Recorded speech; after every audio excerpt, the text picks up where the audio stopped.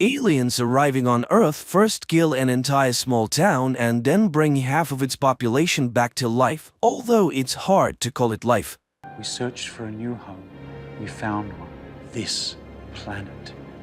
Somewhere in Pennsylvania, in the small town of Berridge, a family sits down for dinner. Suddenly there is a loud bang outside, the lights go out and people briefly come to their senses before dying. Later on, exobiologist Lawrence Stone hears news reports on TV about a powerful explosion in Berridge that killed the entire population of the town, 1,300 people. The air in the settlement is poisoned by some toxic substance, and the theory that the explosion occurred at the local chemical plant becomes increasingly popular. Lauren takes a bath and remembers herself, her father, and a field she used to run through. Her memories are interrupted by the arrival of the military, although Lauren does not quite understand how she can help with the investigation. Colonel Emmerich introduces her to astrobiologist Santiago. Geologists confirmed that the accident was the result of a meteorite impact which released a deadly gas. That's why they were invited to the crash site. The military will be grateful for any evidence they find that can shed light on the nature of the incident. Emmerich assures Lauren that he chose her because he read her work, but asks her to take an alcohol test. Scientists are dressed in protective suits and taken to the meteorite crash site. On the way, Santiago praises her book on microbiology in Antarctica and signs of extraterrestrial life, but the woman doesn't engage in conversation. Arriving at the site, the pair only sees a snowy field and a small pile of ground. While Santiago inspects the area, Lauren notices a small sprout of some red plant and pities it for growing in such a terrible place. Upon arriving home, Lauren begins to search for similar cases and finds mention of a similar incident. In 2013, a meteorite exploded over the city of Chelyabinsk in Russia, and an interview with the local resident was filmed by American television. She recounted that after the meteorite fell, a poisonous gas spread throughout the area, causing many people to die. It was also said that a very large tree grew at the site of the impact, around which all living things died. The tree was cut down and information about the incident was kept secret. In the postscript to the interview, journalists reported that the woman was killed almost immediately after it. The next day, doctors begin to perform an autopsy on the man who died in Berridge, and at first everything looks completely normal. But when the doctor makes an incision, a strange blue liquid begins to seep out, which then returns to the body after a short time and the wound heals. But even more surprising is the resurrection of the man who suddenly sits up on the table and silently looks down, not reacting to the voices of those around him. The man has no pulse or blood pressure and his body is cold. In other words, by all indications, the man is dead. Suddenly there are cries behind the door. It turns out that another 40 people suddenly opened their eyes and came back to life. The doctors tried to get some kind of reaction from the resurrected, but to no avail. They are all residents of the town center who not only inhaled the poisonous gas but also ingested some substance that led to DNA transformation, and the only thing the resurrected do is occasionally turn around. Meanwhile, Lauren tells Emmerich about the Chelyabinsk meteorite, but the people in Russia were also victims, which means that this is someone's terrible plan. But the colonel does not believe in conspiracy theories. Later, a government commission discusses the incident and proposes simply destroying the bodies before it's too late. But to get answers, all the data must be carefully studied, otherwise Manhattan could be next. Later, the woman buys alcohol and drinks it while sitting in the car, reminiscing about a trip she took with her father to a secret place. The next day, Lauren goes to a room where the revived people are sitting and, selecting a girl, tells her about a book her mother used to read to her when she was a child, who has long since passed away. At that moment, her phone rings and a photo of the red plant from the scene of the incident appears on the screen, and the girl suddenly grabs Lauren's hand. The woman tells her colleagues about this and suggests that the plant is to blame. Santiago notices that all the survivors are looking in one direction, to the north, where the crash site is located. And then the colonel confesses that they found a sapling, but they don't know what it is because the plant is huge and continues to grow. The thing is that the area is sealed off and the plant was only noticed when it became visible from a distance. It turns out that it wasn't a meteorite that fell on the ground, but a huge seed. A team of scientists is sent to the site, taking one of the revived with them. They bring him to an unimaginably huge tree on a cart and watch from a distance, but he remains motionless. And when people have lost all hope, the man in the wheelchair suddenly moves, raises his head, looks in surprise at his hands and the snow under his feet. And then he admits that he can't survive in the Earth's environment, so he will stay here. Upon returning, Lauren reports that the tree is generating the necessary environment for its survival, including the air that is toxic to humans. The aliens arrived on Earth through special portals that scientists call wormholes. She is bombarded with questions, revealing that she has had problems with alcohol and prohibited substances. Later, a psychotherapist calls her answering machine, who was waiting for her at the session as part of his sentence. They were supposed to discuss her childhood memories that are haunting her, but she didn't show up. At that moment, her father shows up at the door, but Lauren is not pleased to see him. He tries to start the conversation and recalls how on her 8th birthday she asked for a scientific laboratory and they gave her an old barn. However, her obsession with space spiraled out of control and her mother became worried. Sometime later, the colonel summons Lauren again. The alien wants to speak, but only with her, as he sees her as a friend. They have prepared a list of questions and ask her to find out where they came from and why they came. The alien explains that their home is no longer suitable for their species. They were searching for a new home and found it using coordinates received from a human with the call sign Supernova 94. From that same human, the aliens learned all the strengths and weaknesses of humans. The alien asks the military to leave, and Lauren admits that the tree will soon destroy everything as it is harming the planet. The alien then says that humans will not be able to stop them because they are used to fighting and they have abilities. And here Santiago starts acting strangely. He drops his suitcase and begins to unzip his protective suit. The military personnel try to contain him, but they cannot do anything. The man falls to the ground and tears the hose from the mask of a soldier who was trying to help him. The soldier removes his useless mask and dies. Then one of the soldiers suggests shooting the alien. And just then they are hit by a sound attack that drives them crazy and they open fire on each other. One of the survivors takes stunned Lauren away. Later, a fighter jet armed with missiles is sent to the tree. The pilots see a small figure of a person at the base of the tree and receive orders to attack the target. But suddenly an impenetrable dome covers the tree. The missiles explode, causing no harm to the tree. Meanwhile, the news reports that the FBI is searching for a person with the nickname Supernova 94 who seems to be responsible for the expansion. People around the world tell stories about strange sounds that occasionally come from unknown sources. In some places, smoke emerges from the ground, killing all living things. People pray day and night, and martial law has been imposed in many countries. The earth trembles, crops die, and vegetables rot in the ground. One day, Lauren goes to her father's house. But first she approaches the locked barn, which has a sign that reads Lauren's Laboratory. But after looking at the house, she walks away and heads towards the tree. For many years she has been tormented by the question of who or what she is. The end of the world is approaching, but she feels relief, as if she will finally live freely. And she plans to find the truth right here. She meets the alien who tells her that the tree is undergoing transformation. Feeling the tremble under her feet, Lauren lies down on the ground and listens to the hum of the planet. The time has come, new life is growing, and all of this has happened because of her. And finally, Lauren remembers the day when her father brought her to a secret base where an unidentified flying object had been brought down.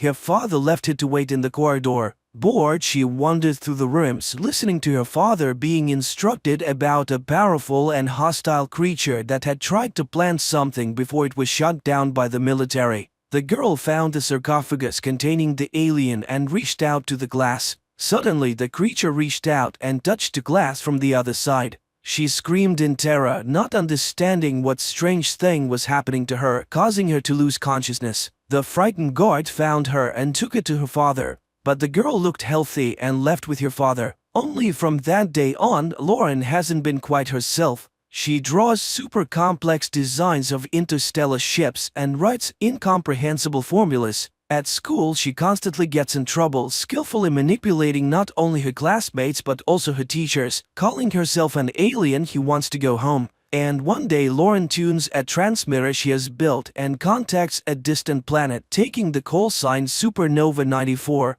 Her parents are horrified and forbid her from entering the laboratory. Lauren smashes toys, draws on walls, and tells her mother the date of her death. It is then that her father learns of her new DNA. The girl seems to be changing, becoming something other than human. Adult Lauren sobs in horror at her discovery, but the alien welcomes her home and she remembers telling the distant planet all about Earth. Meanwhile, mysterious X-shaped objects begin to appear all over the planet.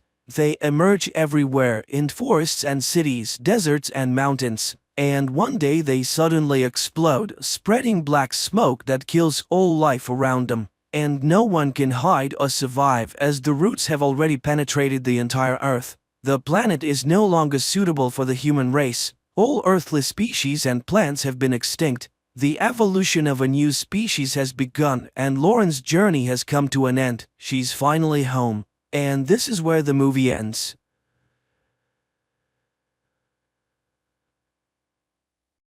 The next day, Faraday records a message to his wife. He explains that on Earth they would be called a family, and their children would be real children and not dolls. It seems as though he's beginning to understand what emotions are. Drones on Antea have no right to choose, but on Earth the range of choices is astounding.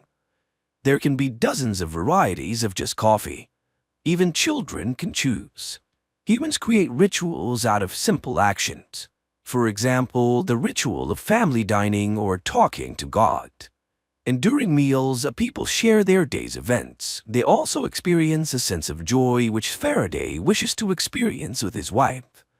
Each generation here produces a handful of great minds. Justin is one of them.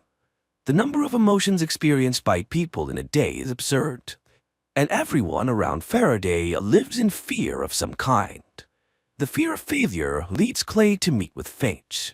After a tough conversation, he still pleads for another week, as Faraday was almost done building the device. Faraday then continues to explain that on Earth, everyone has their own self, but on Antea, they're born either as knowers or drones. But here, everyone creates themselves. And people also believe in something higher, that is, in God. One day, Josiah suddenly cuts off a conversation about synthesis and leaves the table. And this marks the beginning of his changes. Then a man plays a jazz record explaining what it is and how it originated. While improvisation was inexplicable, Faraday tries to explain it to his wife. Meanwhile, Elizabeth tells Clay that the signal in the tornado came from somewhere in Southeast Asia.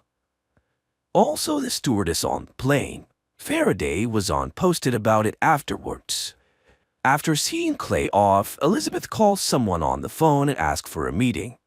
At this time, Eddie informs his brother about the desire of oil magnate Thorne to buy half of the Origin Corporation. In London, Josiah notices a music store. He then picks up a guitar and starts playing, astonishing the salesman, but suddenly the man faints.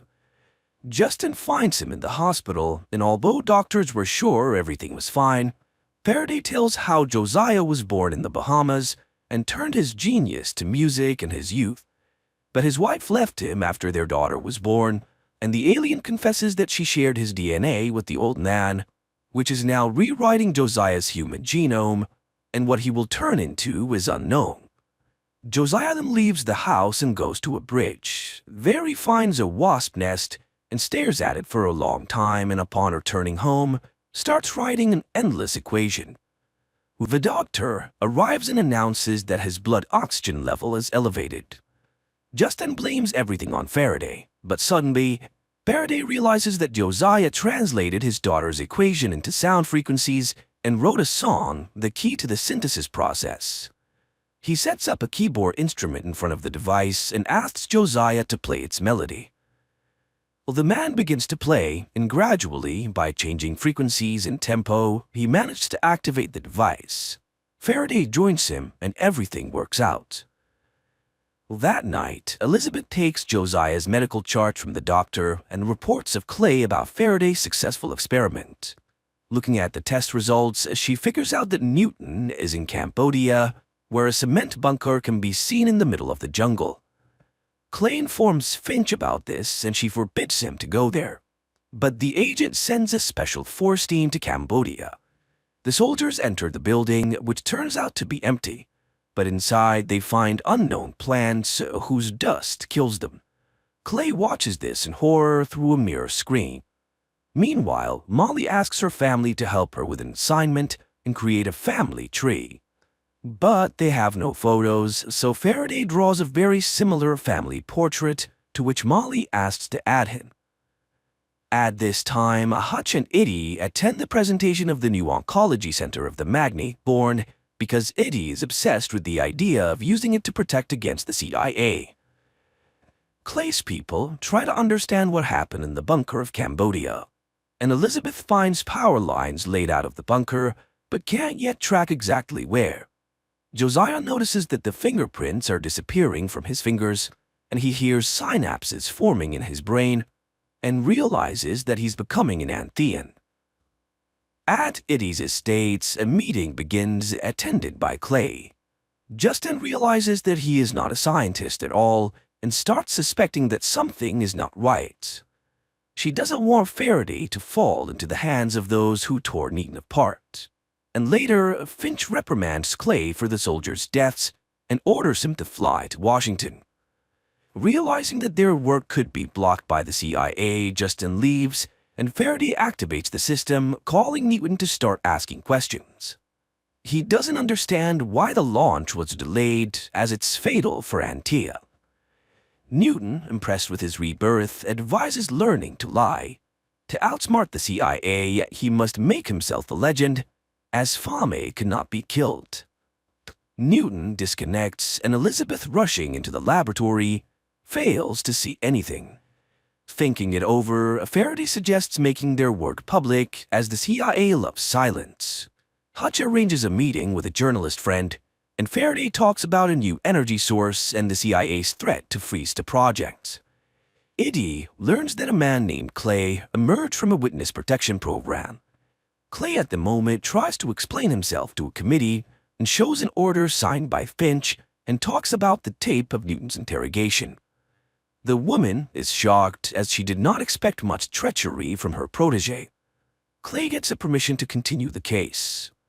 Elizabeth shows Justin camera footage from Cambodia, but Newton was not there, even though the bunker was sending a signal into space. Apparently, the alien was talking to his people and warns that Clay will never allow the machine to be taken unless they catch Newton. Justin tells Faraday about the soldiers' deaths, but he doesn't believe that Newton could have killed people. That night, Clay comes to Eddie and tells her that he and his mother came to America from Russia, but the woman turned out to be a terrorist. She blew up the building where she worked, abandoning her son to fate. That's when Finch found and adopted him, and he doesn't know where his real mom is now. And he destroyed his foster mother today, and meanwhile, Faraday also finds the Cambodian recordings and hears Newton's signal to Antea. He admits to Justin that Newton deceived everyone, and he never intended to return home because he wanted to bring the Antheans here. But he, Faraday, promises to do everything to save Earth. Newton transmits the signals intercepted by the CIA, but they cannot decrypt them. Justin is sure that the machine will still be taken, so she asks her friend to take Molly away. They then rush to the laboratory, and Elizabeth immediately reports this to Clay. Faraday dismantles the machine, gives the core to Justin, orders her and Josiah to leave, and stays in the laboratory. The pair barely manage to avoid Clay and his henchmen, and agents burst into the laboratory where they are met by Faraday. But after driving away, Justin decides to return for the alien, and in the laboratory, Faraday, seeing the agents, detonates a gas cylinder. Later, a stunned Clay sees Josiah carrying Faraday away, but is unable to stop it. Faraday regains consciousness and names Mary's phone number. Justin calls her and drives to the monastery. The sister immediately orders the preparation of the operating room and instructs to hide the device. It turns out that Faraday lost a lot of blood, but first the bullet must be removed. When Mary cuts the skin, strange tentacles jump out of the alien's body, frightening the sisters. But Mary assures them that he is an angel. Hutch receives an offer to sell his part of Origin for a large sum. Although he doesn't understand why Magnate Thorn would want a blown-up laboratory, he agrees. In the monastery, Mary sets up women on lookout posts, and Josiah announces that he's ready to give his blood to Faraday, convincing the sisters that he's a Nephilim, half angel, half human. Clay's people search Justin's house, and Elizabeth finds a clue but reports it to her mysterious contacts. At the time in the monastery, Mary confesses to Justin that she got Newton addicted to alcohol, thus ruining his life. Therefore, she asks Justin to do everything to save Faraday as she loves him, although she doesn't yet realize it. In the meantime, Clay's assistant traces a call from Justin and the agents and learns their location. Mary begins a blood transfusion operation from Josiah to Faraday. Clay's agents rush to the monastery, while Elizabeth warns someone that the alien has been found. Meanwhile, to buy time to complete the operation, the sisters and Mary arm themselves and fend off against the agents. A shootout begins, and Clay demands the surrender of the alien, but the sisters stand their ground. However, they run out of bullets, and Mary orders everyone to run while she kneels at the altar. There, Clay finds her, and the woman asks him to say his real name, and he admits that he is Ivan. But the nun corrects him, as his real name is Judas, and the agent shoots her. Hearing the shot, Justin goes into the room and encounters Clay. He orders Faraday, Justin, and the device to be taken, leaving the old man behind. Mary regains consciousness and crawls to the operating room with her last strength. She reaches Josiah's hand and dies happily. Justin's friend and Molly fall into the hands of unknown people. At the same time, Elizabeth warns Clay that they don't have the algorithm to activate the core, and he reports that he has interrogation experience. The alien and Justin are brought to a demolished laboratory and tied to chairs. Seeing Justin being beaten, Faraday confesses that the recorded signal from the tornado is an order for the remaining Antaeans to prepare for flight to Earth. Clay takes Justin to another room and orders Elizabeth to guard while he deals with Faraday. The agents start torturing and demanding to confess when and how the aliens will arrive. Elizabeth asks Justin for the algorithm, but Justin remembers how the girl betrayed her family. She allowed Clay to kill in the monastery, so how is she any better than him? Clay continues the torture, but it had no effect on the alien. And instead, Faraday manages to enrage Clay, claiming that it was Finch who used him and not the other way around. The agent orders water torture, but it turns out to be a gift for Faraday as he loves the water. Then Elizabeth remembers about the X-ray, and it truly causes Faraday pain, and he starts screaming, which Justin hears. Suddenly, Watt appears before Faraday and advises him to make something up for Clay. Elizabeth notices this and realizes that the alien is losing his mind. Watt, meanwhile, suggests to Faraday that Clay had two families. The alien starts seeing that one family abandoned the boy and the other he betrayed himself. This turns out to be the boy's eternal pain, and Clay gets angry and shoots Faraday in the leg. Visions of Antea, his family, and the flight flash before the alien, and he gives Clay a vision about the imminent arrival of a ship prepared by Newton. The synthesis machine is the ship's engine, but without Faraday it won't work, and the alien offers Clay to play Russian roulette. And this is because he can entrust synthesis only to someone who won't hesitate to sacrifice themselves for progress. Faraday tells Clay about his biological mother's dossier, which he found on the internet. He'll say where she is if Clay loads a bullet, spins the chamber, and pulls the trigger. The agent will have a chance to ask 5 questions, and if he survives, Faraday will give him the synthesis. The agent agrees to the terms, and they start the game of Russian roulette. Clay asks about the world of Antea. Faraday tells, and the agent pulls the trigger, and he survives. Finally, they get to the main question for Clay about his mother, and the alien confesses that everything with his biological mother was planned and executed by Finch. She was part of a team working on Newton, and she deliberately deprived the boy of his family and took away his name. Clay, driven mad, points the gun at Faraday, but Elizabeth, who enters, shoots first, killing the agent, and she contacts someone and reports that she has Faraday and Justin, and soon people from oil magnate Thorne arrive at the bunker. Molly has been with them for a long time and is safe, and Josiah is also alive, but his illness has returned. All of them are now under Thorne's protection as he sees the future in synthesis. The people are taken to meet the magnate, and in a vine-covered cave where Buddhist monks sit on the floor, they meet Newton. Faraday recalls how on Antea the knowers took seeds from him that was supposed to sprout on Earth. In the present, Faraday expresses outrage over his dissection, but Newton draws attention to the surrounding vegetation. He had given the monks Antea seeds in exchange for shelter and permission to observe their prayers. This area is a complete magnetic anomaly, which is why satellites see nothing and the CIA cannot find him. Therefore, no one could spot the huge spaceship that Newton built. He shows the ship to Faraday, who realizes that only the knowers should come to Earth. Faraday is shocked because it was the knowers who made all the decisions that led to Antea's demise. And the drones just followed their orders. But now it's the knowers who must perish. Justin also realizes that after the arrival of the knowers, humans will become drones, and after all, the reborn Josiah stopped experiencing emotions and began to prioritize efficiency over love.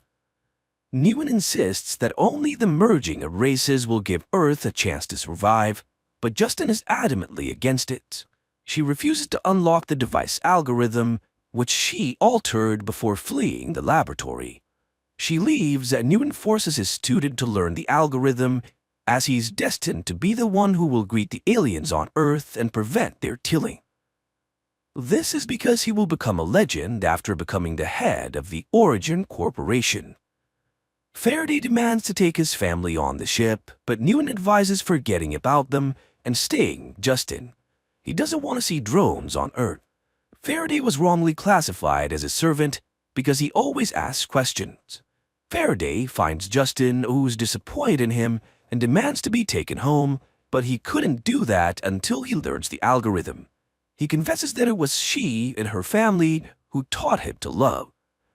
Justin gives in and goes home, and they again live in their old house. Josiah's illness has returned, and the woman is disappointed, but her father reminds her of faith, which will help them endure everything. 3 months later, Elizabeth visits Justin, and the woman confesses that she betrayed them for money. But now the CIA will take revenge on her and sooner or later kill her. But before that, they will take Faraday, and Elizabeth gives her cross to Justin and asks her for forgiveness, and Justin reveals to her Thorne's identity. Later, she accidentally finds Faraday's device, which alerts her to an approaching tornado. Justin follows its directions and enters the hurricane's eye. Meanwhile, news reports broadcast a man ready to share a new type of energy with the world. In the evening, in a huge theater, Faraday appears on stage and he begins to talk about everything that happened. Simultaneously, agents head to Justin and Hutch's home. At the theater, a sniper targets Faraday, but he pulls out the synthesis box, forcing the sniper to stop. Faraday is brought to Finch, and he refuses to answer until he sees Justin and Hutch. Although Finch is sure that she is one, the couple is brought in. Then Faraday reminds them that the controlling stake in the new enterprise now belongs to Justin and Hutch, and without their consent, no one can do anything with the device. Faraday will fly to Antea and bring back the remaining people of his planet to Earth. Finch threatens all three with imprisonment, and in response, Faraday announces that in 12 hours, the blueprints for quantum synthesis will appear on the internet, and people will get it for free, and the USA will no longer be the world's owner. Finch threatens Justin's family, but Justin reminds her that against the system is the entire population of Earth, and now the CIA will have to worry about their safety. Later, Faraday comes to Newton, who admits that he's proud of him. Later, Faraday visits Josiah to return his hat and thank him for showing him his paternal love. He says goodbye to Molly, teaching her Antean gestures, and she gives him a logo figurine. The hardest moment for him arrives saying goodbye to Justin, and he will bring his family there, although they might not recognize him now. But the woman is sure that everything will be as it should be. Faraday prepares for departure, while Molly and Justin plant Anthea seeds near their house. And at night, they watch the launch from a distant star. At times very naive, at times deep and subtle, with philosophy, with reflections on family values, but overall, lovers of science fiction should really enjoy it.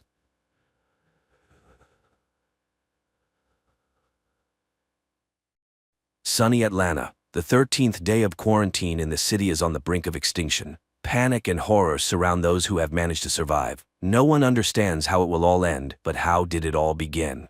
2 weeks before the current events. An ordinary day in Atlanta does not portend anything unusual. The city is bustling with life. Elementary school teacher, Caddy Frank, brings her students on a field trip to the local hospital.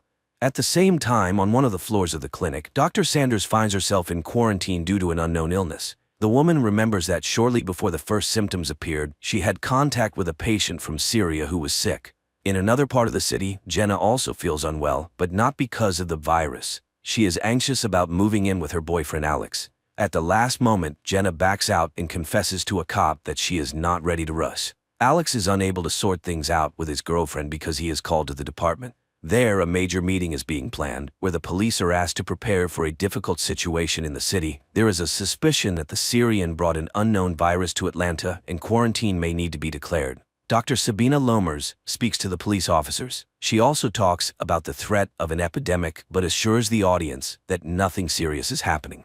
Another main character who will face difficult trials is Teresa. The pregnant woman visits her mother's shop, where her mother reminds her that she is expected at the adoption agency, which is looking for parents for her daughter. The reminder upsets Teresa, but her boyfriend reassures her and assures her that he has everything under control. They will run away tonight and no one will be able to take their child.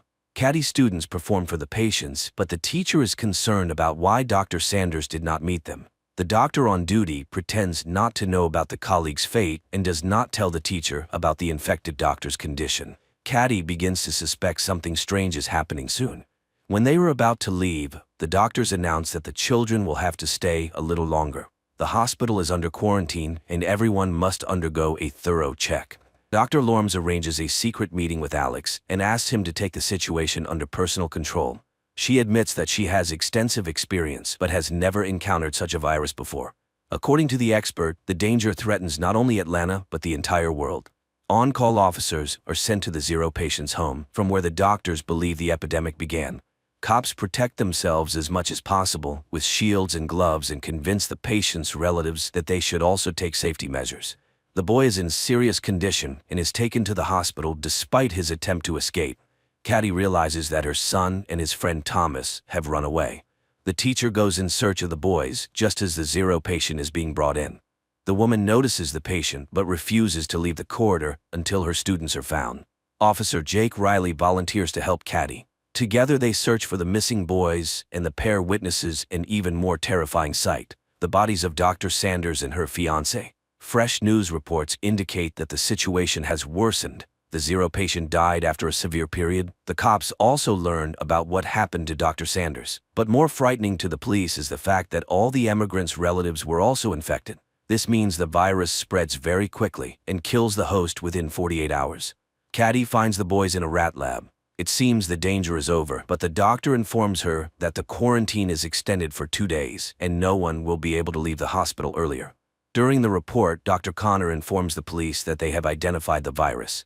He assures them that traces of the pathogen were found in the Zero patient's personal belongings, and it all looks like an attempt to deliberately cause an infection. Teresa arrives at the train station to leave for her boyfriend's relatives, but unexpectedly, the train refuses to take new passengers and passes by. Upon learning that Jake is locked in the hospital, Alex directly asks Dr. Lorms about what is happening. The expert admits that a border is being established around the area that cannot be crossed for several days. By evening, panic begins in the city. People are surrounded by an iron fence, and many find themselves separated from their loved ones. Teresa learns that she and Xander are also on opposite sides of the cordon, and the girl will have to decide what to do next. Despite the measures taken, the number of infected continues to grow. At night, experts conduct an autopsy on the zero patient and discover that the virus affects all vital organs. Furthermore, there is evidence that it takes only 48 hours from infection to the end. There is no chance of recovery, and if a vaccine is not found soon, the world faces serious trouble. Alex manages to contact Jenna and asks her to stay in a safe place. The girl decides to lock herself in her office. Returning to her mother's shop, Teresa calls Xander and tells him that she is okay. Despite this, the boy promises to find a way and get to her through the dangerous fence. Jenna is joined by her colleagues who did not manage to leave the city. Meanwhile, the girl's fiancé receives a warning that he should not break the rules due to personal attachments. Jake is asked to help the doctors sort through the belongings of the sick to find their relatives. Examining the zero patient's mobile phone, the guy notices a frightening detail. A day before his death, the young man communicated with a blonde woman who had not been known about before. Jake immediately reports his findings to his colleagues, and the department decides to send a squad to search for the stranger. The police find the blonde's address, but her parents say she has not been seen since yesterday. Another emergency meeting is called, and everyone is ordered to find the girl within hours. While waiting for the doctor, Caddy listens to a news broadcast talking about the zero patient and the doctors who contracted the virus from him. For the first time, the woman notices discrepancies, but her thoughts are interrupted by Dr. Connor, who assures the teacher that everything will end soon and she and the children will be able to go home.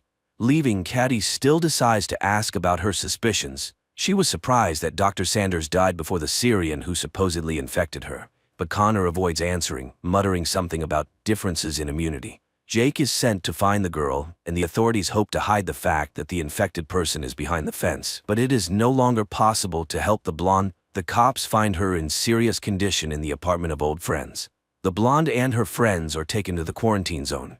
But Lorms admits to Alex that the situation is too serious. The virus spreads faster than they could have anticipated. Alex calls his fiancée to reassure her, but he does not dare to tell her what the city is facing. The police have been ordered to strengthen the cordon and use weapons in case of violations. More people with symptoms of infection continue to arrive at the hospital. Among them, Jake sees many children, but the doctor says that this is not the worst. The hospital is running out of free beds, and soon there will be nowhere to isolate the sick.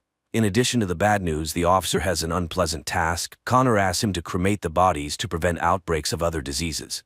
Another problem for the authorities is Leo Green, a local journalist. He continues to publish panic-inducing videos, and Lormes instructs Alex to stop the provocateur. The cop tries to negotiate with Leo, but the journalist is sure that the authorities are hiding something, and he must get to the truth. A few minutes later, a new video from Green appears online, this time attracting the president's attention. Jenna's colleagues realize that they will not have enough food until the end of the quarantine, and the men decide to go to the store. The girl does not like this idea, but the majority votes to take the risk. Teresa's mother also takes the situation lightly. The girl sees her mother raising prices on essential goods to make a profit.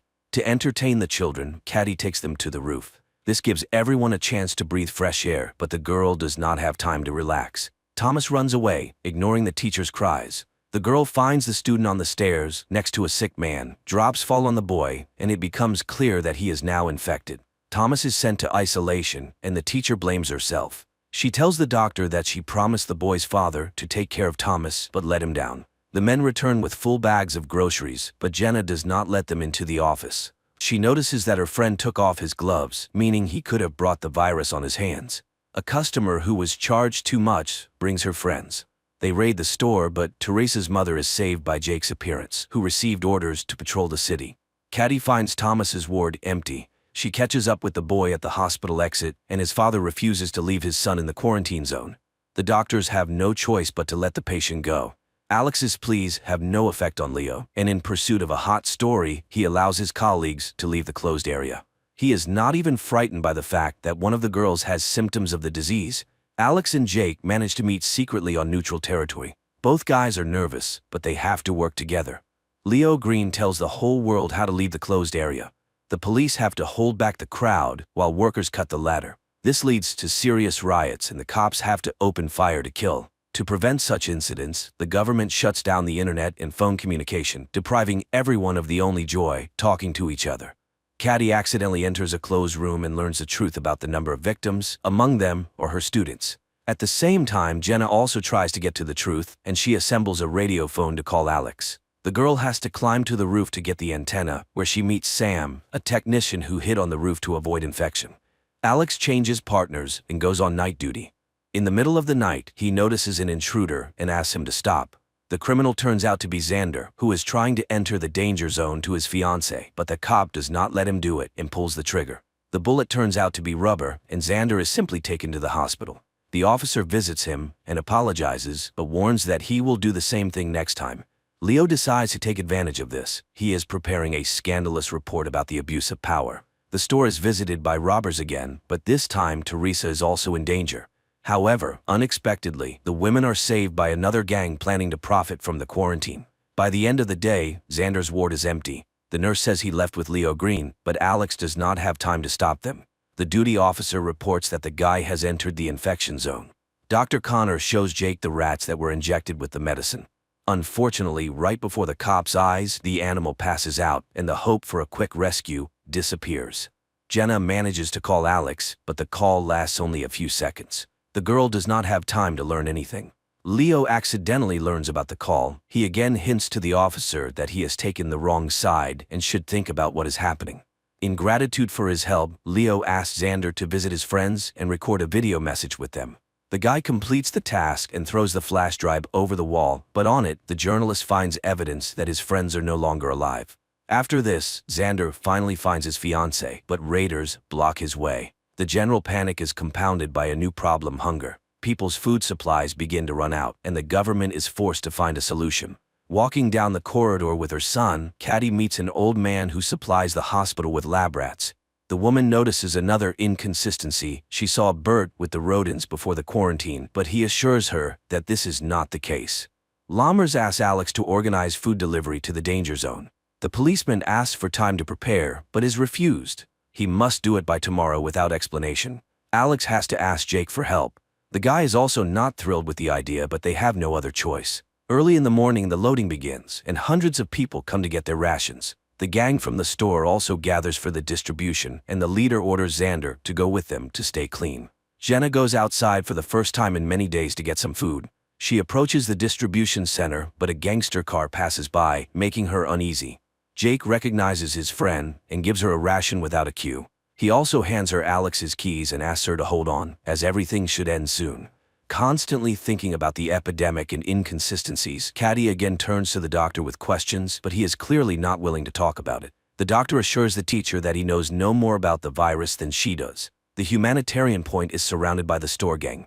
There are many more bandits, and they take the food boxes to sell them to hungry people later. Alex is furious that the leadership did not listen to him, and the products fell into the hands of bandits. But Lammers does not see this as a problem. She believes that residents still have a chance to buy food and satisfy their hunger. Jake's partner turns out to be infected, and the officer offers him help, but the officer refuses to go to the hospital. He knows that no one can help him, and decides to solve the problem on his own. Returning to the shelter, Jenna falls into the hands of other bandits who also try to take the box. The woman is saved by Sam, whom she recently refused to let into the office, but the friends remember Jenna's recent act and, despite everything, do not let her or Sam into the clean zone. Alex and Jake meet again, and the senior partner admits that he no longer trusts the leadership. He tells his friend that, due to the robbery, he had to leave his subordinate in the danger zone. At this moment, this very subordinate calls Chief Besser and reports that their plan worked. Jake tells Caddy that she was right. Something is being hidden from them. Dr. Sanders and her boyfriend had no personal belongings, but the conversation has to be postponed. Thomas's sister is admitted to the hospital, asking the teacher to find the boy. Their father died, and Thomas is left alone. Alex also begins to doubt the leadership's honesty, and he goes to Leo's house to hear his version.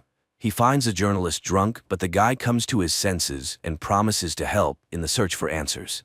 Despite Jacob's persuasion, Caddy goes in search of Thomas. The gang is joined by the very cop sent by the police chief. He promises the bandits a radio phone in exchange for being accepted into the group. Thomas is not at home, but Caddy discovers her son, who secretly followed her. Quentin tells his mother that he knows where to look for his friend, and the company heads to the baseball field. The search for the truth has to be postponed. Alex is tasked with removing a man from an empty house who is preventing it from being demolished. The cop has to spend a lot of time talking about the happy past the city has lost. Teresa's mother helps the lovers escape. She gives the couple a bag of baby things and tells them to wait for her in a safe place. The company finds Thomas's things, but they are surrounded by a crowd of crazy racers. Jake has to open fire, and only then do the young people continue to search for the boy. Caddy finds her son and his friend, but they are near an infected man. The teacher is frightened, but Thomas assures her that he cannot get infected. Xander and Teresa come to Jenna's office and ask for shelter. One of the girl's friends is against the couple entering, but Jenna lets the guests in without his approval. Thomas is placed in isolation, but Caddy has hope that the boy indeed has immunity and can save everyone. During the meeting, Alex hands Jake a flash drive with a damaged file. If it can be restored, they will learn the truth, but only Jenna can do it. In return, the officer also receives a memory card with a message for the old man from the empty house. When he delivers the message, the stubborn man cannot hold back his tears. Teresa sorts through the baby things and finds the radio phone her mother stole. At that moment, the phone's owners appear at the door, holding a gun to the girl's mother's head. The company has to open the door, but the bandit refuses to take the phone and leave. He demands that Teresa and her boyfriend go with him. Unexpectedly, Jake comes to the rescue. He convinces the gangster to leave and leave the office alone. Alex sees hundreds of people moving in an unknown direction, but no one can say where they will be placed. Jenna tries to open the file, but it is severely damaged. The girl does not have time to do anything with it. New guests appear in the office, a gang wanting access to prohibited drugs. The company begins to strengthen their shelter, but the intruders find weak spots through which they manage to penetrate inside. Tony decides to take a risk. He goes down to negotiate with the criminals, but the negotiations fail. The elevator returns Tony with an axe in his back. In addition to the deceased guy, one of the attackers enters the office, but he does not have time to harm anyone. The guy is infected and collapses at the entrance to the room. Jenna finally manages to restore the file, but the girl does not have time to watch it. The power goes out in the office, and all the doors are locked. To restore power, Jenna has to leave the shelter and go downstairs. Meanwhile, the bandits almost manage to open the elevator doors, but the girl raises the switch in time. On the way back, Jenna takes the radio phone and calls Alex. Talking to his fiancée, the officer hears her being attacked. The girl manages to break free and return to the office, but the intruders do not retreat and try to cut through the door. The company has no choice but to come up with the craziest plan. Alex tries to penetrate the closed zone to help his fiancée, but he is caught by the National Guard soldiers. Jenna orders everyone to take cover, and when the psychos burst into the office, Jake activates an explosive device. A fire starts, but all the attackers are unconscious. Unexpectedly, one of them jumps up and attacks Teresa's mother. The men manage to neutralize him, but the woman is infected. Alex is arrested, but unaware of this, Jenna asks Jake to call her fiancé and calm him down. She also mentions that the phone the bandits had has a government military number and they need to figure out how it ended up in the infection zone. Teresa's mother leaves. As a farewell, she asks her daughter for forgiveness for not wanting to accept her child. More than 48 hours have passed since Thomas's contact with the infected, and the boy continues to look healthy. His DNA is implanted in rats to try to create a vaccine. Connor reports his observations to the leadership, but the boss tells the guy that they don't have time for experiments. Caddy and Jake review footage from surveillance cameras and find out that the zero patient was not the immigrant boy, but a certain Henry Burns. He came every morning to secretly meet with Dr. Sanders, and judging by the man's behavior, he knew about his illness. Dr. Connor allows Thomas to leave and informs everyone that the boy does not just have immunity, his body defeated the virus. This means that based on his DNA, they will be able to make a cure for the unknown virus. Jenna leads her friends to a church under which there are ancient tunnels. The girl plans to lead the group out of the cordon through them to safety. Alex tells Leo everything he learned from Jake, but the journalist cannot find any trace of Henry Burns. The men get the impression that the zero patient was deliberately sent to the hospital. Lammers returns Alex's badge and authority, but in return she demands that the cop take Thomas out of the infected zone and hand him over for experiments in her unit. Dr. Connor disagrees with Lammers' decision, but she rejects all objections and insists that only her laboratory can find the cure. Everyone has hope for a quick return to peace and normal life. It seems not everyone will live to see this happy moment, but some decide not to waste time and enjoy the moment, using all possible safety measures. Leo finds out that 2 days before the epidemic started, Burns received a package with the virus. Now he wants to know who the sender was, but Alex asks him to postpone the investigation so he can carry out the order. All night the company breaks through the exit to the tunnel, and in the morning they finally go underground. At the same time, Caddy and Jake go to the meeting place to hand Thomas over to Alex. Dr. Connor realizes he was wrong. The patient bitten by a rat injected with Thomas's DNA is infected. During the seizure, he infects several more people, and the doctor understands that the boy is an asymptomatic carrier. If he leaves the cordon, the virus will take over the entire city. The company has to return due to gas that has accumulated underground. They remain in the infection zone. Meanwhile, Thomas ends up in the hold the zone between districts. He is met by Alex and Dr. Lammers, but at the last moment, the transfer is cancelled and the boy is sent back. While Alex tries to figure out what to do next, he receives a voice message from Leo. The journalist claims that the virus was created by Connor. Alex and Lammers remain in quarantine in the container between the zones. Thomas is returned to the clinic and quarantined to figure out what to do next. Jenna's company returns. The group could not go underground due to accumulated gas, but the office is empty. Teresa and Xander left to find a cleaner place. On the main street, the guy begins to suspect he was wrong. Hundreds of protesters are holding a rally demanding to be released from the infected zone. Xander tries to protect the girl from the crowd, but Teresa sees her mother in the crowd and tries to break through to her. Not wanting to risk his pregnant girlfriend, the guy decides to check who she saw in the crowd. Jake arranges a date for Caddy and the couple has a great time until a frightened Quentin runs into the room. The boy says that old man Ray took the other children and led them out of the hospital to break through with the others. Leo meets with an ex-girlfriend and asks her to get Connor's call details. He has no doubt that the doctor's to blame, but to prove it, he needs facts. Xander realizes that Teresa was mistaken, but as a result, he encounters an infected person. The boy manages to escape. Unlike Bert, the old man has his box of medicine taken from him and falls to the ground. The street riots intensify, and a squad is sent to the danger zone. Lammers tries to stop the captain, but he does not listen to the doctor's orders, and several vehicles head through the cordon. Jake finds Ray, but the girl he took with him is not there. The old man abandoned her because of virus symptoms. Caddy spots Mary before Jake can tell her about the infection, and the woman takes the child into her arms despite the blood.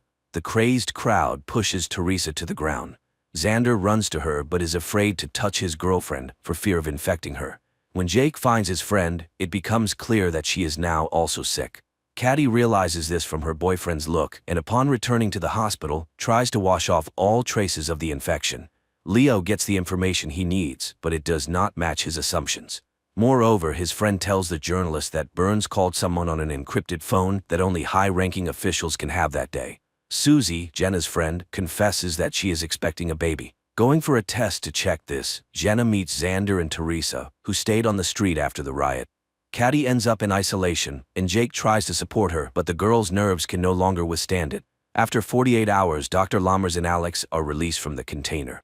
There are only 8 hours left until the end of Caddy's quarantine. At the same time, Teresa's baby is about to be born.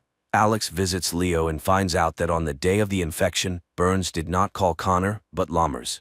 There is no doubt that she started the epidemic for some personal purpose. Dr. Connor conducts his first round after leaving isolation. When he reaches Caddy, he admits that he cannot release her. The onset of symptoms has increased, and 48 hours is no longer a guarantee of health. The soldiers who participated in stopping the riot were infected. Lammers reports this to the journalists, but she promises to find a cure and save the country. At Alex's request, Jake inspects the apartment of Leo's friends, who were also investigating. There he finds ashes, all that remains of the documents and evidence. When friends meet to discuss this, Alex realizes that Lammers and the police chief are involved. Dennis, the father of Susan's child, returns to the office, but the man shows signs of infection on his face, and the company refuses to let him in. To make it easier for the man, Susan tells him that there was a mistake. She is not pregnant, and he has nothing to blame himself for. Alex meets with the chief and says he knows the truth, but it turns out that Besser did not know that Lammers released the virus into the masses. Jenna and Susan fail to ease Teresa's pain, but as usual, Jake appears at the right time. The guy calms the young mother and helps her daughter be born. Alex asks Leo not to publish material against Lammers until they have substantial evidence. An argument begins between the men, and the journalist agrees to wait no more than 2 hours. Not wanting to waste time, Alex goes directly to the doctor and asks her to resign. Lammers tries to intimidate the officer, but when she realizes he is not joking, the woman promises to hold a conference and leave her post. Teresa shows Xander their daughter, and the baby is placed in a crib made of boxes. Jake tells Caddy about this joyful event, but the girl's delight is overshadowed by a cough with traces of blood. Lammers gives a press conference, but does not admit her guilt. She claims that Dr. Connor accidentally released the virus. Still unaware of this, Connor conducts experiments and tries to find a cure. Jake asks him to try to save Caddy, and the doctor agrees to give her a trial dose of serum from Thomas's blood. Old man Bert regains consciousness and discovers that his leg is broken. Despite this, he finds the box of medicine and tries to get home, where his wife has been waiting for him all this time. Connor learns what Lammers did. He does not understand why his colleague did this to him, but despite this, the doctor does not give up trying to save Caddy. Giving her the injection, Connor tells the girl how the virus penetrated their clinic. Jenna meets Bert and gives him her water. She also gives the old man a cart so he can finally reach his wife. After the injection, Caddy gets worse. She is tormented by nightmares and barely waits until morning. To support his friend, Jake brings a TV and invites her to the movies. The couple spends the whole day together, but Caddy gets worse again, and she decides to confess her love to her boyfriend, fearing that there may not be another chance. Jenna tells her friend about her conversation with the gangsters. Trader Miz offered her a route to the healthy zone, but it is very expensive. Sam agrees to contribute his share, but only if Jenna agrees to leave the others and go with him. Alex goes to Leo's apartment, which turns out to be empty. After losing, the journalist refused to fight Lammers, but later the cop receives a pizza from a friend in which Leo left him a note with an address and a key. Caddy gets worse by the minute, and Jake prepares to say goodbye to his friend. He asks the doctor to help him put on a protective suit, and when the girl falls to the floor, the boyfriend takes her hand to ease her suffering. The doctor tells Jake that he can say goodbye to Caddy's body, which is waiting for cremation. For the first time since their acquaintance, the guy manages to touch his friend's face without gloves. Jenna tells her friends about the opportunity to leave and suggests finding the money. But Teresa refuses to go. She wants her daughter to grow up a little. Arriving at the address Leo sent him, Alex finds evidence that will help him punish Lammers. Teresa, Xander, and their newborn daughter reach Bert's house, Teresa's grandfather. The young mother plans to stay at her relative's house until the end of quarantine, but seeing the empty shelves, Xander insists that they must run. Alex learns about a certain Catherine Hops, whose son was connected with Lammers. From her, the man learns the address of the laboratory and heads there. While Dr. Connor tries to create a cure, news about him spreads throughout the zone. A gang breaks into the clinic wanting to punish the doctor, but Jake convinces them that he needs to be protected to be the first to get the vaccine. This is the last thing Jake can do before leaving. He decides to run through the cordon to save Quentin. Alex inspects the abandoned lab and finds solid evidence of Lammers' guilt. He accuses her and names a true zero patient who fell ill several years ago. This time, Lammers does not argue. She admits she created the virus and believes it is needed for the country's safety. But now she asks Alex to postpone the battle and focus on fighting the virus, which has now crossed the cordon. An attack occurs in the hospital, and one of the gangsters becomes infected. Dr. Connor has to give him the test drug. It is his only chance not to become a victim of the bandits. Jake prepares Quentin to cross into the healthy zone and promises to find him as soon as it is all over. Jenna's company also prepares to go underground to cross the cordon. At the same time, the body of the boy who tried to take the risk is examined, and an army is assembled so that no one else can cross the border. To prevent illegal crossings, the tunnels are mined and blown up. Alex tries to stop it, understanding that there may be people there, but the captain refuses to make concessions. Unaware of the government's plans, Miz orders the fugitives to prepare to descend into the tunnel. Meanwhile, at the hospital, Dr. Connor transfuses Thomas's blood to the infected gangster, hoping this will cure him. Despite all attempts, the gangster cannot be saved. Because of this, Jake has to save the doctor. The gang leader cannot forgive him for the loss of his brother. The explosions catch the group deep in the tunnel. The ceiling begins to collapse, and the company is divided. Teresa, Xander, and their baby are left alone. Connor finds a way to make the medicine, but for this he needs people with the same blood as Thomas. Jake tries to find volunteers, but no one wants to participate in the dangerous experiment. Then the guy prepares a speech in which he names all the dead. For their sake, Jake asks people to get tested and, in case of a match, become donors. Miz leads the group to a dead end, but the guide does not give up and looks for new exits. Alex learns about this and asks Lammers to stop the explosions and bring people to the surface. As an exception, Lammers promises the officer 1 hour. After that, all tunnels will be destroyed. Jake's words convince people and they gather to get tested. Xander takes his family to Teresa's mother's store, and the girl decides to stay there until the end.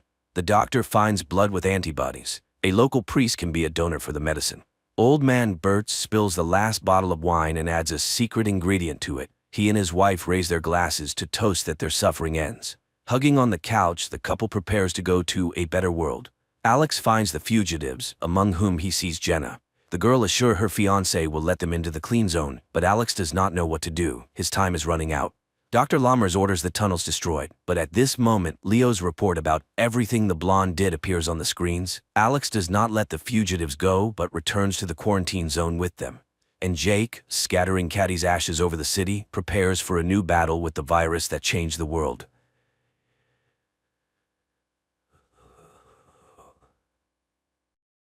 Many years ago, humanity did indeed colonize Mars, where cities and villages were built, and Nikolai established a whole farm where he operates with his family and helper robots. However, the grasping hands of the oligarchy reached even to the Red Planet. In the year 2085, a young man named Konstantin is preoccupied with wealth and readily takes on any projects promising profit. His friend, Nikolai, bets on intelligence. Konstantin passionately invents a device that will help translocate consciousness, which he aptly names the Translocator. Konstantin immediately comes up with a catchy slogan for selling the device, but Nikolai tempers his friend's enthusiasm, as it's not even clear if this translocator works. So, Konstantin promises to bring a rat for an experiment, but instead brings a man named Vitaly, who is willing to swap consciousness with a dog, as it could be a ticket back home. His wife loves dogs. Nikolai refuses to conduct experiments on a human, even though Konstantin has already paid the man with money borrowed from his mother. Now he desperately needs results. Therefore, Konstantin conducts the experiment himself. Nikolai arrives when the man is already convulsing inside the device's force field. He tries to turn off the device, but at that moment it shuts down on its own because the transference is complete. However, the test subject makes no sound, and the frightened men attempt to get confirmation of the experiment's success from the dog. But the dog remains silent, while Vitaly speaks up, signaling a failure. The two men react differently to the failure. Konstantin is ashamed that at the age of 25, he's still asking for money from his mother. Meanwhile, Nikolai suggests starting a company with the slogan, "A robot in every home," and producing affordable helpers for every citizen. And if that doesn't work out, he plans to buy land on Mars and establish a farm there. 15 years later, Nikolai enjoys family life on Mars and manages his robotic farm. He films reports about his farm, showcasing the dairy products he's obtained through hard work, and introduces his helpers, robots, Glasha, Stepan, and Valera. The sentient tractor, Mitya, gets upset with his forgetful owner, but Nikolai quickly rectifies the situation and waves at him. Nikolai also has a favorite hobby, breeding copters, which greatly annoys his wife Nadezhda, as he spends a lot of money on his pastime. After deflecting her complaints by claiming he's shooting a promotional video, Nikolai shows his subscribers a drink made from tea fungus and introduces his eldest daughter, Marina, who is not enthusiastic about farm life at all. And after that, Nikolai presents his younger daughter, Lyudmila, who is passionate about constructing cyber weather installations in the form of Russian birches. There are 4 such birches controlling the weather in the entire region, which the girl enthusiastically demonstrates to the audience. Afterwards, the guy settles into his cyber bread box and flies to the landfill, which is regularly replenished with waste from Earth. There, he accidentally finds a discarded but fully functional robot. His wife, Nadezhda, is angry with her husband for bringing all sorts of junk into the house. However, he plans to name the discovery Vova and integrate it into their household, to which accommodating Nadezhda reluctantly agrees, but she prefers to call the robot Vanya. In conclusion, Nikolai invites good people to come to Mars, build, develop, and enjoy life, a sentiment echoed by his entire family. However, while relaxing in the evening amidst the idyllic Russian natural landscape, Nadezhda has serious doubts that anyone will heed their call. Meanwhile, the CEO of a major corporation, Konstantin Baragozin, is indulging in some pool time while contemplating his portrait on the moon when he is informed about the arrival of shareholders. Irritated, he wonders why his assistant Pavel couldn't come up with some excuse. However, Pavel has already exhausted all the reasons Konstantin could use to decline the meeting. At that moment, a button pops off from the CEO's jacket, right in the hands of a robot, who is promptly discarded. Konstantin angrily insults the shareholders, who have just entered his office, and they begin to ask uncomfortable questions. Failing to provide clear answers, he is threatened with a change in leadership. He reminds them that Azhevsk Dynamics is his brainchild, and it was he who came up with the slogan about robots in every home. To this, they respond that the controlling stake of shares is in their hands. Konstantin urgently needs to come up with something positive, which he passes on to his assistant. Unable to think of anything better, Pavel announces the construction of a new factory on Mars. The shareholders like the idea, and Konstantin is given 1 month to execute it. In turn, he delegates the task of starting construction to Pavel. However, it turns out that the eccentric person who built the farm in the right location refuses to sell it for any amount of money. Konstantin orders that this stubborn person be shown to him and is surprised to see his childhood friend, Nikolai. Meanwhile, on Mars, a new day begins. Lyudmila sifts through the old remnants of her father's inventions and finds the translocator, but Nikolai brushes off her questions because they have a more interesting task at hand: activating the new robot. When turned on, it starts searching for a rag to perform the task of floor cleaning. At that moment, spaceships land on the farm, and from the largest one emerges a delegation led by Konstantin, who rushes to embrace his old friend. However, Nikolai isn't particularly thrilled with the guests. Konstantin is amazed by the abundance of goats, which have long been extinct on Earth. But Nikolai doesn't want to talk about his achievements because he's deeply resentful of Konstantin's underhanded takeover of their joint company.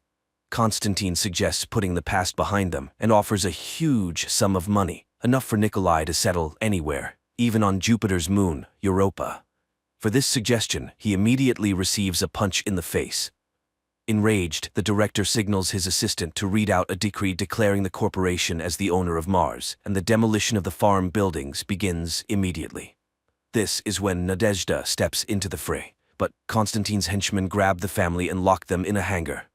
Suddenly, the man realizes that the robot Vanya is missing and sees that it is still carrying out its task. Nikolai outwits the guards and escapes from the hangar, while Konstantin's assistant tries to persuade his boss to be more lenient, since evicting people from their homes is illegal. For this, he promptly loses his job. Meanwhile, Konstantin finds a sink and starts washing up, taking off his expensive jacket, which the robot Vanya promptly mistakes for a rag and adapts it to clean the floor. An infuriated Konstantin runs after the robot, but at that moment, the workers dismantle the farm's generators, and Nikolai, who has rushed into the barn, shoves his former friend, causing him to land precisely in the translocator chair. The device activates. When it all ends, Nikolai tries to activate Vanya, but it suddenly starts speaking with Konstantin's intonation and threatens to destroy the entire farm. Seeing the man's body, the robot begins to scream, realizing that its consciousness has ended up in Vanya's body. Nikolai is pleased that the translocator works, and the robot becomes angry, demanding to be returned. Meanwhile, Konstantin's body begins to behave erratically, which his assistant notices. Pavel orders that the suffering CEO be taken away, pushing aside the annoying piece of machinery. Nikolai sees Konstantin being loaded onto a spaceship, where his family is, and rushes after them, but the spaceship takes off, leaving Nikolai and Vanya with the CEO's consciousness in an iron head.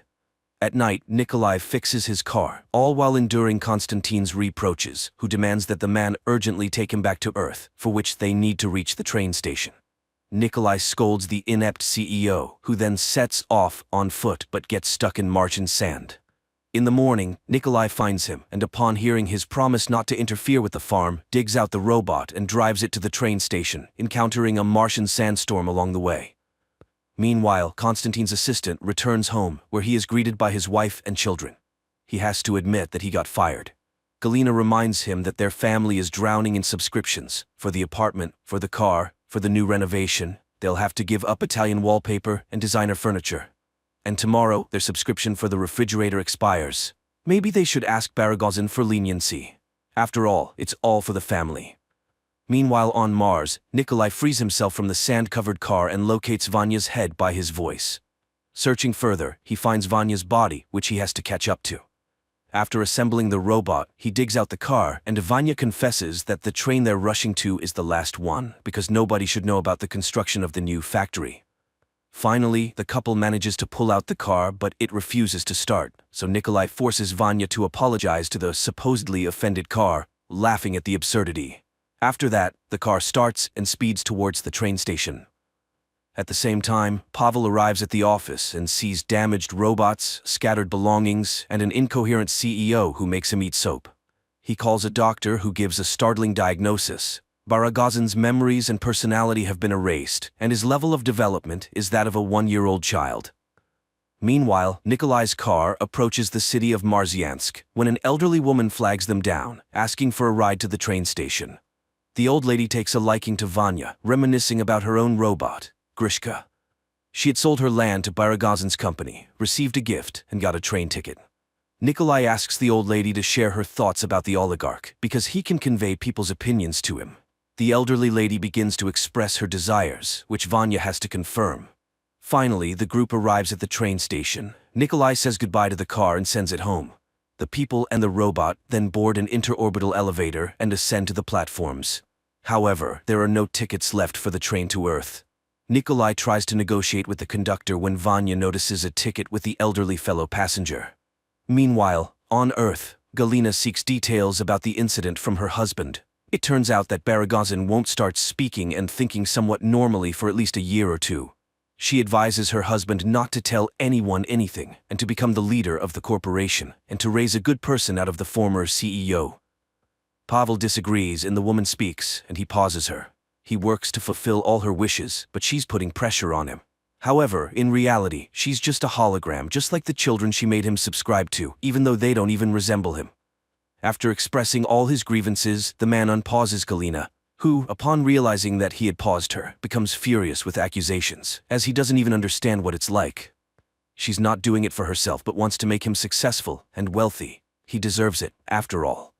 Pavel asks her to reduce the vanilla quotes option, and the hologram complies with his wishes but continues to pressure her husband.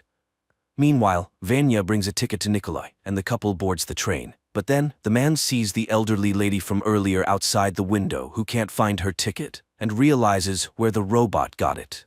Vanya, pretending to be Konstantin, promises to send a shuttle for the old lady when they reach Earth, but Nikolai knows the true value of his promises.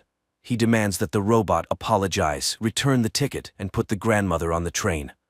Vanya literally tosses the old lady into a moving car when the grandmother standing on the platform addresses them. It turns out that Vanya put a completely different grandmother in the car. Nikolai sends Vanya to catch up with the train and remove the wrong grandmother, while he helps the actual traveler catch up with the car. But the grandmother activates the rocket engine on her suitcase trolley and catches up with the train herself. The train departs. Vanya expresses everything he thinks about Nikolai's softness, which caused their separation in the first place. Then Nikolai switches Vanya to vacuum cleaner mode and it starts cleaning the platform, threatening Nikolai with dire consequences when it returns to its body. Vanya finds a space mail ticket. Nikolai has an epiphany. The couple heads to the post office. At the same time, Pavel is getting ready to sleep in Baragazan's residence when Galina reminds him of certain options that were not available to them. Nikolai and Vanya set out on their journey to Earth in a postal box, but there's a mix-up at the sorting, and the package veers off course to Pluto. Meanwhile, Nikolai's family returns to Mars in a hacked rescue capsule, landing in the desert. They immediately spot their car passing by. That's where the second episode ends. Folks, if you're interested in finding out what happens next, please write about it in the comments, and we'll shoot the continuation.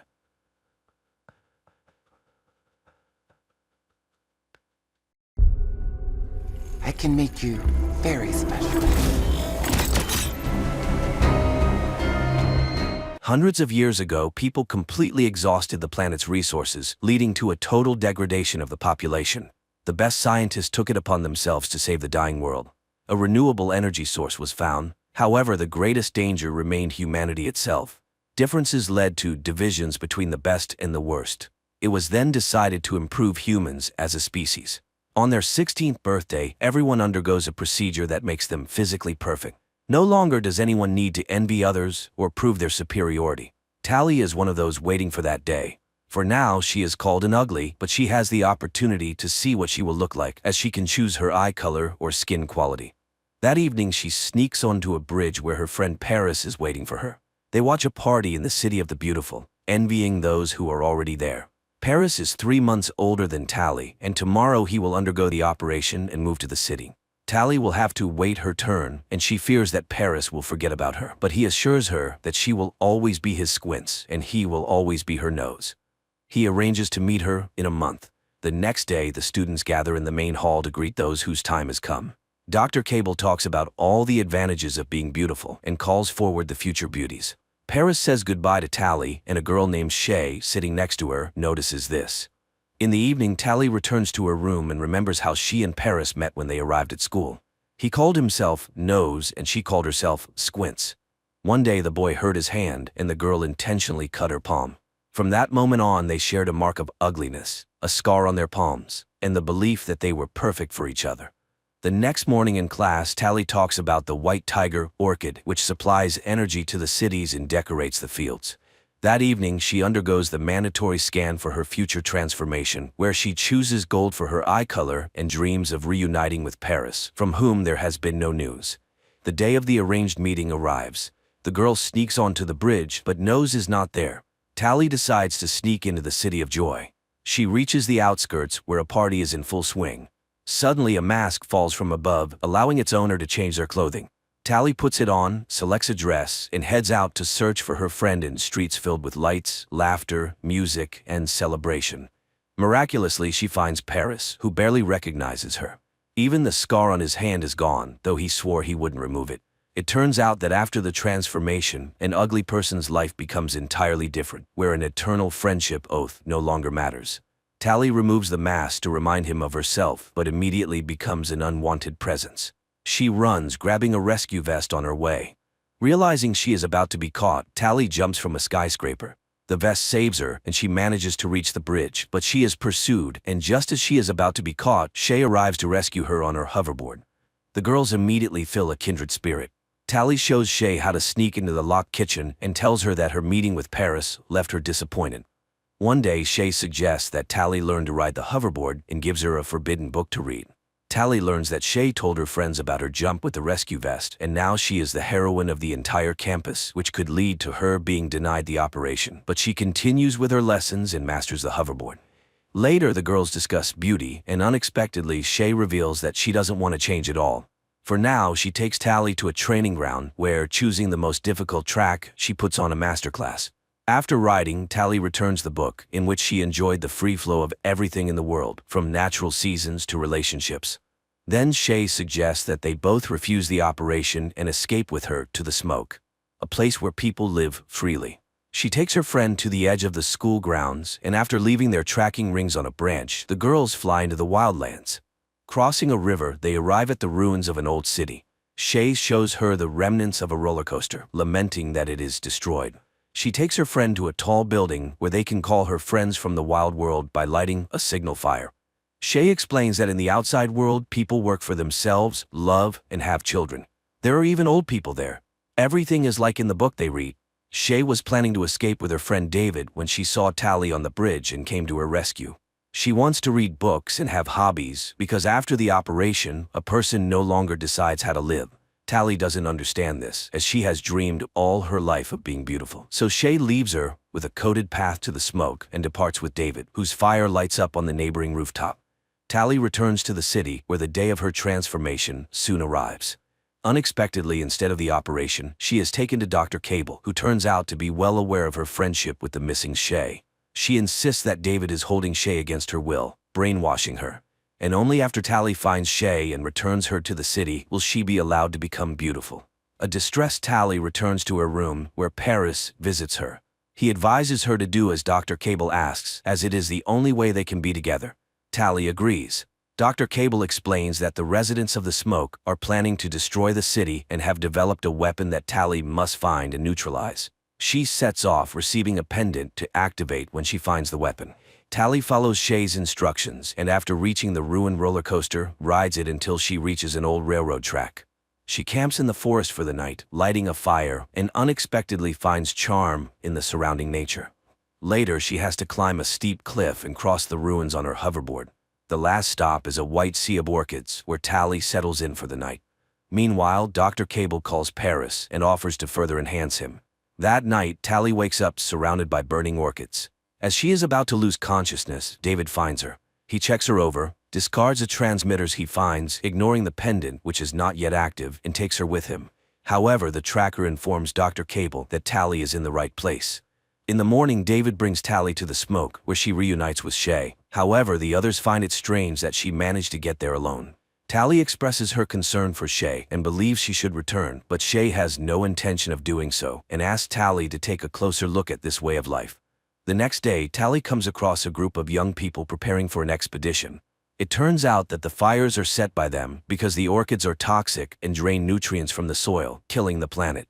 David offers her to join them and see the truth. The group flies on a mission aboard an ancient modified helicopter. From above, they see fields and forests destroyed by the orchids. Shay sets the plants on fire and a blaze erupts, suddenly revealing figures of people walking through the fire unharmed. Suddenly the helicopter shakes and Shay falls down. Tally immediately jumps after her. She finds her friend and grabs her just as she sees a figure in a blue suit running towards them. But Tally grabs onto a rope thrown down from the helicopter and the two girls are pulled out of danger. Later they discuss what happened, confused about how the city's scouts found them. Tally feels guilty and torn, as after getting to know the inhabitants of the smoke better, she has started to think differently. Here everyone works but doesn't use money, they just trade. The elderly aren't a burden because they contribute in their own way. Most importantly, the people have chosen to be here. They melt down old iron and make useful things. When Tally asks about weapons, Shay simply shrugs, saying, "Why would we need them?" Tally joins in the work, and even though it's hard, she enjoys the process. In the evening, everyone gathers around the campfires where she is treated to natural foods. David tells the people that scouts have been spotted, meaning the city hasn't stopped pursuing them. While the smoke believes in controlling nature, the city has perfected controlling people. By focusing on appearance, people stop reading, learning, dreaming, and choosing who they want to become. That's why they are ready to defend their freedom. The next day, David teaches Tally how to shoot a bow, noticing the calluses on her hands, and gives her his gloves as a gift. At that moment, the flamethrowers arrive, having encountered scouts again. However, these are not typical beauties, but very fast and strong guys. Later, Shay notices the gloves and explains that in this world, things are different from the city. If a guy cares for a girl, it means she's important to him, so Tally has to make a choice. One day, Tally asks David about the weapons. He takes her to his parents. They reveal that they used to be plastic surgeons. It turns out these operations are not as safe as people believe. There were even fatalities. While studying these cases, David's father noticed changes in the brain of the beautiful, realizing that after the procedures, people's thinking became clouded and they experienced a false sense of happiness. But only Cable realized the secret was uncovered and they were removed from their work and their research results were confiscated. It became clear that the brain was being intentionally damaged to control people. David's parents were lucky to find themselves in a community of dissenters where they were given a medicine that helped them stay sane. That's why they fled and dedicated the rest of their lives to creating a cure. But one of the main components remained in the city. The serum is the weapon, though it's not yet completed. Once they obtain what's missing, they will need to test it on a person, but only if that person agrees. That night, Tally reflects on everything she's learned, takes off the pendant, and throws it into the fire, not realizing that by doing so, she activates it. She tells David what happened, but he reassures her that she has chosen the right path. He tells her she is beautiful and kisses her. The next morning, the city attacks the smoke. Men in blue suits trap the residents of the smoke in nets and gather them in the square. Tally holds back David, and they watch the events unfold from a distance. Cable interrogates David's parents, and when she gets no answers, she orders Paris to kill David's father. He reaches out and with one swift movement, snaps the man's neck. David rushes out, and together with his mother, they cry over his father's body. Paris sees Tally but doesn't touch her, while Cable thanks her for her cooperation, revealing her true mission. As Shay expresses her disgust towards her, David's mother secretly slips a vial of the medicine into her son's pocket. Tally breaks free, runs to David's house, and sets it on fire. In the chaos, David escapes into the forest. Tally, shooting her pursuer with a bow, also runs while the townspeople burn down the settlement and take its residents away. Later, Tally finds David and tells him that she didn't know the whole truth and the residents of the smoke paid the price. She is ready to help him get to the city and fix her mistake. She takes him to the school, introduces him to Shay's friends, and asks them for help. The young people start a rebellion, writing the words "Smoke Forever" above the city, diverting attention from the main goal. Taking advantage of this, Tally and David sneak into the laboratory. But to access the right level, the school ring is not enough.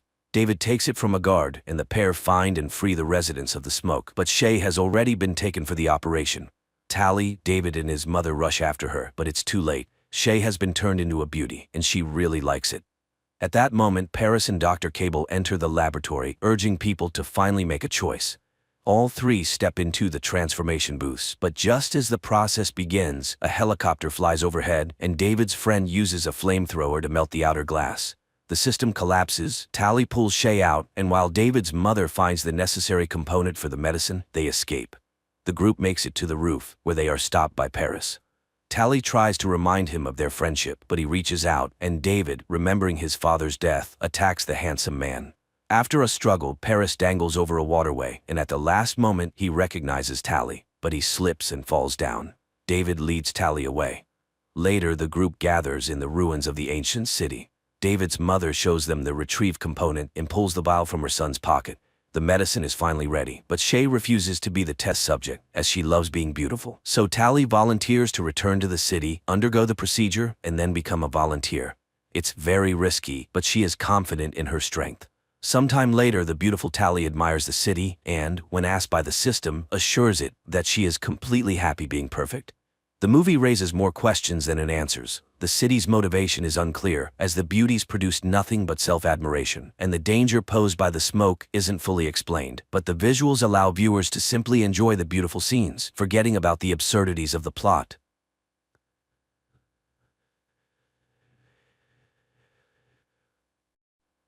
The day comes when a highly advanced extraterrestrial civilization sends to Earth a subatomic artificial intelligence, which covers the planet like a dome to slow down the scientific progress of humanity. You've got more to phone what you laugh more idea we can do. The year is 1966. In China, a young physicist named Wen Jie witnesses the murder of her father, accused of counter-revolution in belief in God. She herself is arrested. London, 2024. A strategic intelligence inspector responds to a call. A renowned physicist has voluntarily ended his life, leaving a note on the wall of his apartment. It was a countdown. Meanwhile, at Oxford University, a particle accelerator test is underway. The project leader, Vera, tries to send her colleague Saul home as the development is being shut down. Lately, voices of renowned scientists claiming that physics is not a science have been increasingly heard, which depresses the young scientist. Unexpectedly, Vera asks him about his belief in God, and upon receiving a negative answer, she goes to the huge reactor and throws herself down. Later, two friends, Augie and Jin, who are also scientists, discuss the strange events happening around the world. Saul recently sent a bizarre video recording of a phenomenon that is simply inexplicable from a physics standpoint. Watching the recording, Augie suddenly notices a strange flickering before her eyes. At the same time, the inspector is also puzzled by the strange deaths and notices 5 talented young scientists whom the deceased Vera once sought worldwide and involved in her research. A memorial service for the deceased woman begins in the church. Vera's friends and students express their condolences to her mother when Augie arrives. The girl still doesn't understand what is happening to her and what the flickering numbers before her eyes mean, and she suffers from it. The inspector also follows a ceremony and manages to film an elderly gentleman whom none of the attendees know. After the funeral, Augie goes out to smoke. She sits on the steps in a quiet alley, but her lighter is broken. Suddenly, a girl appears next to her, offering her own lighter and starting a conversation about life and God. Augie even takes her for a recruiter to a sect, but then the girl suddenly offers to stop the countdown ticking before Augie. All she needs to do is shut down her nanofiber research project, and tomorrow at exactly 12 o'clock in the night sky, she will see the universe winking. Then the recruiter leaves. We are shown again the year 1967. After her arrest, Wen Jie is sent to a secret radar base, where she will have to serve for the rest of her life. In the present time, the inspector manages to find out that the owner of an oil corporation, a very wealthy man named Evans, was present at Vera's funeral. But tracking his helicopter was unsuccessful. Another oddity emerged. One of the deceased scientists had a very strange, shiny helmet, which intelligence failed to obtain. Meanwhile, Vera's mother gives the same helmet to Jin, who came to visit the woman, and then it turns out that Vera's mother is the same Wen Jie who was arrested in the 20th century in China. Later, Jin puts on the helmet and is transported to virtual reality. She finds herself in the middle of a desert, over which the hot sun quickly rises. Trying to hide from it, the girl steps on something that turns out to be the dried remains of a person. She gets scared, takes off the helmet, and returns to reality. And Augie and Saul go outside this night, and at exactly midnight, the sky suddenly begins to flicker, as if the universe was indeed winking at people. Sol realizes that Ogi sees the numbers of the countdown to her death. In the morning, Ogi arrives at the institute, and just before the start of the quantum experiment, she orders to turn off the equipment, and immediately the flashing numbers before her eyes disappear. The action again shifts to 1967. Wen Jie learns that her colleagues are actually searching for ways to send signals to the inhabitants of extraterrestrial worlds. She calculates the trajectory and suggests sending it directly to the sun. Reflected from the sun, the signal is greatly amplified and reaches the far corners of space. But being forbidden, the girl does it at her own risk. In the present time, the inspector shows Augie a video recording of her conversation with the stranger, who is not present in the video. It can be seen how a cigarette is lit, how Augie talks to someone, but there is no interlocutor, and there are no signs of editing. The inspector tells Augie about the flickering numbers, which were seen by other physicists around the world. Jin puts on the virtual reality helmet again and finds herself on the first level of a strange game. A man and a girl approach her, asking her to solve the puzzle of this world and lead her to a distant pyramid where a king is waiting for them. It is the era of chaos now, and the king needs to know exactly when the era of order will come. Besides Jin, the king has other scientists, but the one who guesses correctly wins. And if she is wrong, an entire civilization will perish. But then above the pyramid, the scorching sun rises. The man pulls her into shelter, while the girl remains under the rays of the sun and instantly dries up, turning into a bundle of flesh. The man gives it to Jin, explaining that in this form, the body can live until the era of order. The woman returns to reality and decides to ask for advice from a scientist and her friend, Rooney. He puts on the helmet and also finds himself in another reality. But the guard of the game beheads him, explaining that he was not invited. Frightened, Rooney takes off the helmet. He is sure that such technologies simply do not exist on Earth. While the pair discusses the game, the inspector listens to their conversations. Rooney, returning home, finds a package with a helmet and an invitation to the game. He finds himself in Old England and behaves quite rudely with the sir who meets him. Later, he excitedly tells his friend Will about it, and Will confesses that he is dying of cancer. Jin returns to the game and stands before the king, where her rival tries to guess the date of the beginning of order. She opposes guessing, as it is anti-scientific, but the predictor insists on his own and names a date. Then the predictor fast-forwards time to the era of order to test his mystical theory, and the day comes when the time of order arrives, and it is possible to bring the dried bodies back to life. Jin sees how the guards throw similar bundles, like the one she has from the girl, into the water. Once in the water, they quickly absorb moisture and turn into living people. Her girl also comes to life. Everyone rejoices in the newly found life, but suddenly the sun begins to recede and a snowstorm hits the people. They try to save themselves, but freeze and shatter into pieces. Shocked, Jin remains alone in the middle of the icy desert. The appearing game guard explains that this civilization perished from the cold. Jin couldn't save them, but she established the superiority of science over mysticism, so she can move on to the second level. The inspector reports to his boss Wade that in the 20th century, observatories around the world caught a strange signal, and one of them was the Chinese observatory. And in those years, the future millionaire Evans lived right there. It was then that Evans and Wen Jie met and realized that their views were very similar. On the same day, Wen Jie received a signal from space in which a representative of a highly developed extraterrestrial civilization introduced himself as a pacifist and urgently asked not to send signals into space because other civilizations would come and conquer their world. Reading this appeal, Wen Jie, embittered by the unjust death of her father, sent a signal into space inviting them to come to Earth and put things in order because people cannot do it themselves. The action again shifts to the present time. Augie finds an alien virtual reality helmet in Rooney's house. She immediately tries on the strange toy and ends up in England, where she immediately dies at the hands of the game guard, as she was not invited. She rushes to her friends and learns that 2 of them are already participating in the game. Augie is sure that this thing hacks the brain and asks her friends not to play anymore. But the pair, despite the promise, enters a simultaneous game. On the second level, they find themselves in England, where the same girl meets them. Here they are received by the Holy Pope, who also wants to know what era is coming. Jin scientifically proves that the planet that needs to be saved has 3 suns. When the planet revolves around one sun, the time of order comes. But the gravity of the other two suns pulls it off its orbit, and the time of chaos begins. The Pope does not like her conclusions and orders to burn the heretic, but then flames erupt outside, and a girl on a burning horse rides into the church. She screams that there are 3 suns in the sky and the world is perishing. Jin and Rooney are saved because they were right, as confirmed by the game guard. The civilization perished, but they understood the structure of this world system, so they can move on to the next level. The inspector realizes that the game is a tool for recruitment in searching for the best minds. Meanwhile, Ogi receives a warning of dismissal if she does not return to quantum research, and the scientist decides to resume experiments, but again the countdown to her demise appears. After that, Ogi finally stops the experiments.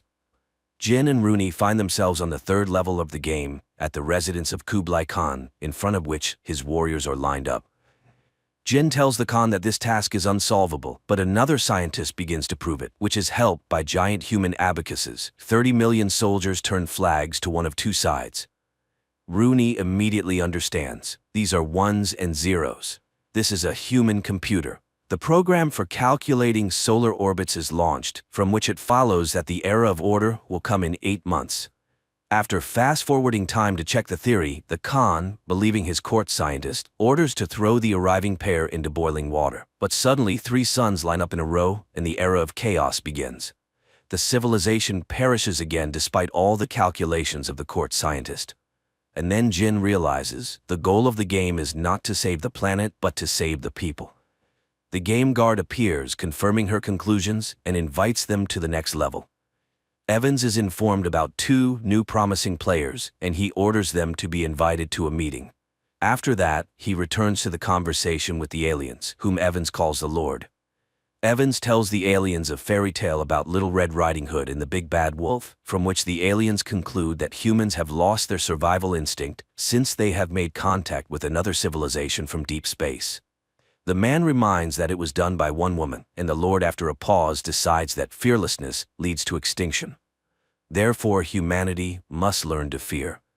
Jin and Rooney meet the recruiter, who congratulates them on advancing to the next level. Jin has realized the purpose of the game, and the answers to the rest of the questions will be found on the 4th level. The pair puts on the helmets and finds themselves in a desert. The game guard and the girl inform them that Jin was right. The 3-body problem has no solution. Having 3 suns, the planet is inevitably doomed. Therefore, they decided to look for a new home. They built thousands of starships, and this is the last hope of their civilization. But without the help of Earthlings, they cannot survive, and the girl asks people to help her kind. The puzzled people take off their helmets, and the recruiter confirms that this is all reality. The aliens, the Santi, are already heading here, and they created the game to tell Earthlings their story and prepare for the meeting with new neighbors. Rooney considers this a lie and refuses to play further, while Jin receives an invitation to the meeting. Meanwhile, Rooney returns home, not noticing that the inspector is following his house. Rooney goes up to the 2nd floor and suddenly sees the recruiter there, who pushes the guy onto a glass wall and kills him, and she disappears from the video. Friends learn about Rooney's death. The inspector reports that there is no image of the killer on any of the video cameras, and asks Jin to go to the meeting as a spy to arrest the killers of their friend. Later, the inspector reports that they found Evans's ship, on which he, along with 1,000 followers, has been living in international waters for the last 30 years. That's why he is so hard to track down.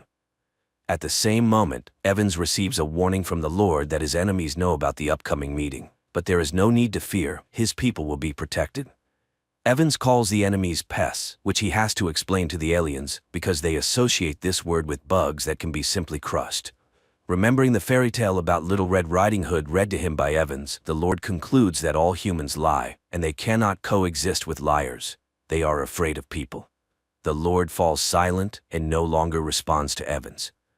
Jin goes to the appointed place to meet with the followers of the aliens. The founder of their movement is invited to the stage, and Jin is surprised to see Wenjie.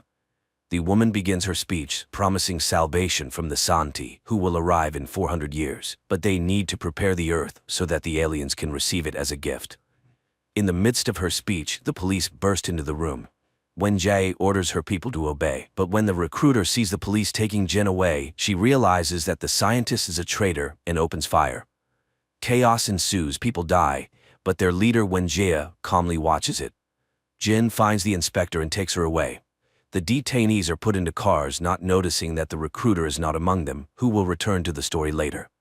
On one of the days, the inspector interrogates Wenjie, who confesses to receiving a warning from the aliens and sending them an invitation to Earth, as humanity is incapable of saving itself. The Lord, that is, the aliens, allowed her to be captured because apparently she is no longer of any use. Evans turned out to be Vera's father, and Jin is needed by them because she is considered the best physicist. After Wade's report, they conclude that Evans must have kept all records of his negotiations with the aliens. But how to capture his ship? It's clear that while the special forces will be storming the ship, Evans will simply destroy all the evidence. And the ship is just approaching the Panama Canal, with the Lord still not making contact. The inspector asks Augie to help the government and resume the production of nanofibers. Together, they go to her laboratory and the girl turns on the equipment. Contrary to her fear, the countdown to her demise in the case of developing ultra-strong nanofibers does not appear. Later, Wade, with the help of a team of naval soldiers, installs the system developed by Augie on the shore of the Panama Canal, disguising it as old columns. The girl suffers from a guilty conscience because of the children and women on board, but Wade reminds her of the fate of all humanity. And then the ship enters the canal. On Augie's command, columns with invisible, ultra-strong nanofiber strings rise above the water, but no visible effect is observed. And when the military already thinks that the technology does not work, the invisible strings start cutting everything that comes under them. The invisible death destroys metal and bodies with equal relentlessness. Evans, realizing that something terrible is happening, manages to take the disc with the recording of the negotiations, but dies in the ship's hold. The ship is carried ashore, where it crumbles into a huge burning heap. Later, the wreckage is searched, and the disc is found at Evans's corpse. Specialists of the administration try to decrypt it, and when they are already in despair, it suddenly opens. And the aliens themselves did it. Wade tells Wenjie everything, who is still confident that the aliens will help the Earthlings. And then the man lets her listen to the recordings of Evans's conversations with the aliens. The woman hears with horror that the aliens cannot live with humans because humans are liars. Later, Wade brings Jin to headquarters to show her the decrypted materials about a mysterious sophon. In the movie plot, this is an elementary subatomic particle capable of moving at the speed of light. The woman suggests the chief put on a helmet, and they find themselves in a desert where they are awaited by the game's guardian. She says that the aliens are not at all like humans, and also reports that their species is doomed. They have to fly to Earth for another 400 years, but during this time humans will manage to create the newest weapon, capable of destroying the aliens, because progress on Earth moves at a speed unimaginable for their species. After all, the Earth's world is stable, unlike the constantly dying planet Santi. That's why they decided to destroy Earth science, for which they invented sophon. There are more than 3 dimensions in the universe, which are folded in such a way that they are not visible, but Santi has the technology to unfold them. They focus unimaginable energy for humans on one proton and open it in a higher dimension, after which it becomes gigantic. And using this technology, Santi created artificial intelligence the size of an entire planet and reduced it to the size of an elementary particle. And now sophon is demonstrating its capabilities on Earth. All of Santi's resources went into creating 4 sophons, each pair of which are connected by the effect of quantum entanglement. 2 remained with Santi, 2 were sent to Earth. Everything that people see and hear, the aliens see and hear simultaneously, even if they are separated by light years. Sophons have almost no mass and they are easy to accelerate to the speed of light, so they recently reached Earth and infiltrated all the laboratories where the planet's best minds work. So soon, science will be destroyed because instead of truth, people see wonders. The world is entangled in illusions. People see what Santi wants to show them. They are everywhere and constantly observe processes, revealing human lies. So soon, Earthlings will learn to be afraid again. Jin and Wade take off their helmets and exit virtual reality. Around the world, gadgets start to turn off. a message appears on all video panels calling people bugs, and the sky is covered with an unknown substance which transforms into something resembling a huge eye. And only the wounded but alive recruiter rejoices at this. Upon learning that aliens were heading towards Earth, the world was thrown into turmoil.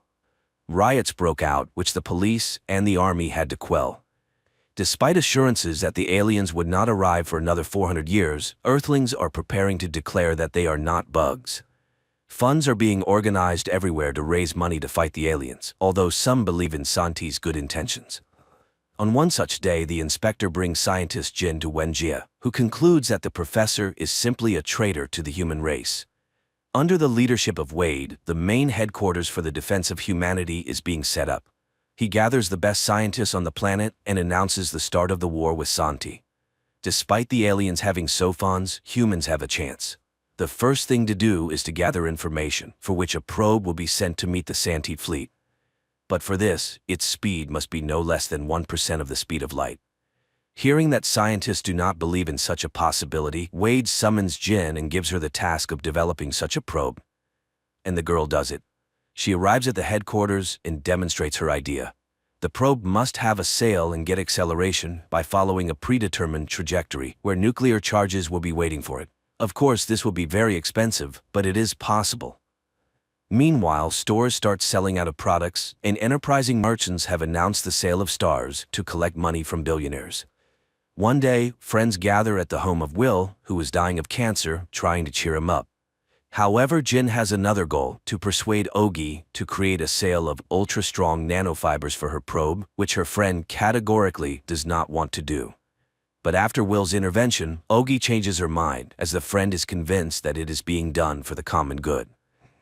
Jin realizes that the probe, upon reaching the Santi fleet, will not be able to slow down, to which Wade declares that the aliens will simply take it, as they will send in it a human head, that is, a brain. Later, Wade invites scientists to the laboratory, where a Russian scientist shows the results achieved by cryofreezing. The chimpanzee subjected to it wakes up safely and even demonstrates an intact intellect, after which Wade finally reveals his plan. He will go into freezing and will wake up from time to time to check how his plan for preparing to save humanity is going. At this time, Augie develops a new technology that allows making a huge and strong canvas of nanofibers, which will allow Jin's idea to be realized. The time comes when it is necessary to decide on the choice of the first person who will go to meet the aliens. A physicist-scientist who is ready for death is needed. It turns out that Wade has long been thinking about Will's candidacy, who is dying anyway. Sometime later, Jin comes to Will and tries to dissuade him from participating in the flight, but the guy wants to bring some benefit with his death. Meanwhile, Wenjie confesses to Saul that her daughter died when she found out that her mother had called the aliens to Earth. Then she says goodbye and leaves forever.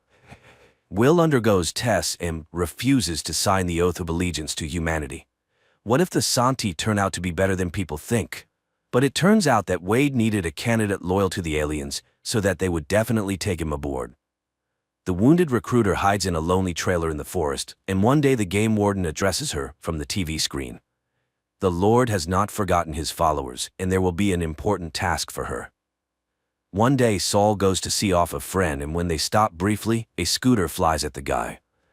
Saul falls and thus is saved from being hit by a car that has lost control. Later, the inspector informs him that in China, the recruiter killed Wenjie, and now there was an attempt on him, although Saul has no idea who needs it. Nevertheless, the inspector forces him to put on a bulletproof suit and takes him to the UN office, where the guy learns that today the launch of the program developed by Wade called Empty Gaze will be announced. The thing is that the alien SOFONs can see and hear literally everything, but they are not able to penetrate a person's thoughts. Therefore, the management has chosen several people who will plan the strategy of victory, not revealing it to anyone. They will receive unlimited resources and will be able to carry out any ideas not contradicting the laws. Saul learns that he is one of the participants in the Empty Gaze project and tries to refuse this honor, but the UN leader assures that there is no mistake and leaves. But at the exit to the building, he is shot at.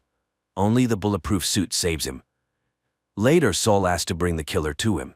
It turns out that this is a follower of the aliens, and he did it by order of the Lord's army. Saul still tries to refuse the position, but he seems to be not heard. Moreover, the UN secretary declares that no one knows why exactly he was chosen. Strange, of course, and who should know then? Then Saul asked to be taken to the Cosmodrome to see off Will. More precisely, what's left of him, his brain. And the recruiter finds an alien virtual reality helmet in her trailer and puts it on. Meanwhile, Will's head is placed in a probe that is preparing for takeoff. All 300 bombs are lined up in orbit and the countdown begins. And the launch is made. At first, everything goes according to plan. The first stages were dropped, the nanoparachute was activated. Acceleration begins. The first explosion was successful, the second and third too. And suddenly there is an accident on the probe and it deviates from the trajectory. Jin is in despair and Wade leaves, whispering something to her. Later he is on a plane where the game warden comes to him. The aliens recognized him as a strong leader, and when they arrive, he will be part of their plan. They will always be nearby and will show him what he wants to see until his death. In the evening, Jin and Sol grieve by the pool when the inspector appears, orders them both to get into the car, and takes them to a place where an incredible number of bugs live, because bugs are the ones who always survive, although they are poisoned and crushed. So the inspector suggests drinking to the bugs, and that's where the first season ends.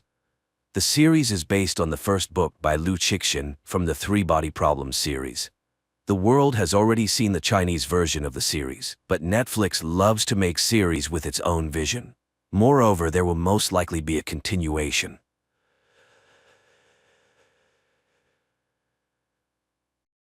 The movie begins by introducing us to the young protagonist, Vesper, who lives in a dystopian world sharply divided between the privileged elites and the struggling masses. The elite reside in secure, enclosed cities known as citadels, while the rest of humanity faces the challenges of survival in harsh conditions. In this world, the key to sustenance is unique seeds provided by the citadels. These seeds are genetically coded to yield just a single harvest, ensuring a constant dependency on the citadels for more. Vesper, amidst her struggle for survival in this harsh environment, shares her existence with her paralyzed father, Darius, a former army serviceman. Ingeniously, Darius's consciousness has been transferred into a drone, enabling him to accompany and communicate with his daughter as she navigates their dangerous world. Vesper is not only resourceful and brave, venturing out daily to forage, but she also possesses a keen understanding of biology and biohacking. However, their lives take a dramatic turn when Vesper returns home one afternoon to discover they've been robbed. The generator powering their home, including the critical machine sustaining Darius, has been sabotaged. Faced with no other choice to save her father, Vesper sets out to seek help from a neighboring farm. Upon arrival at the farm, Vesper encounters a troubling scene. The farm faces its own challenges with a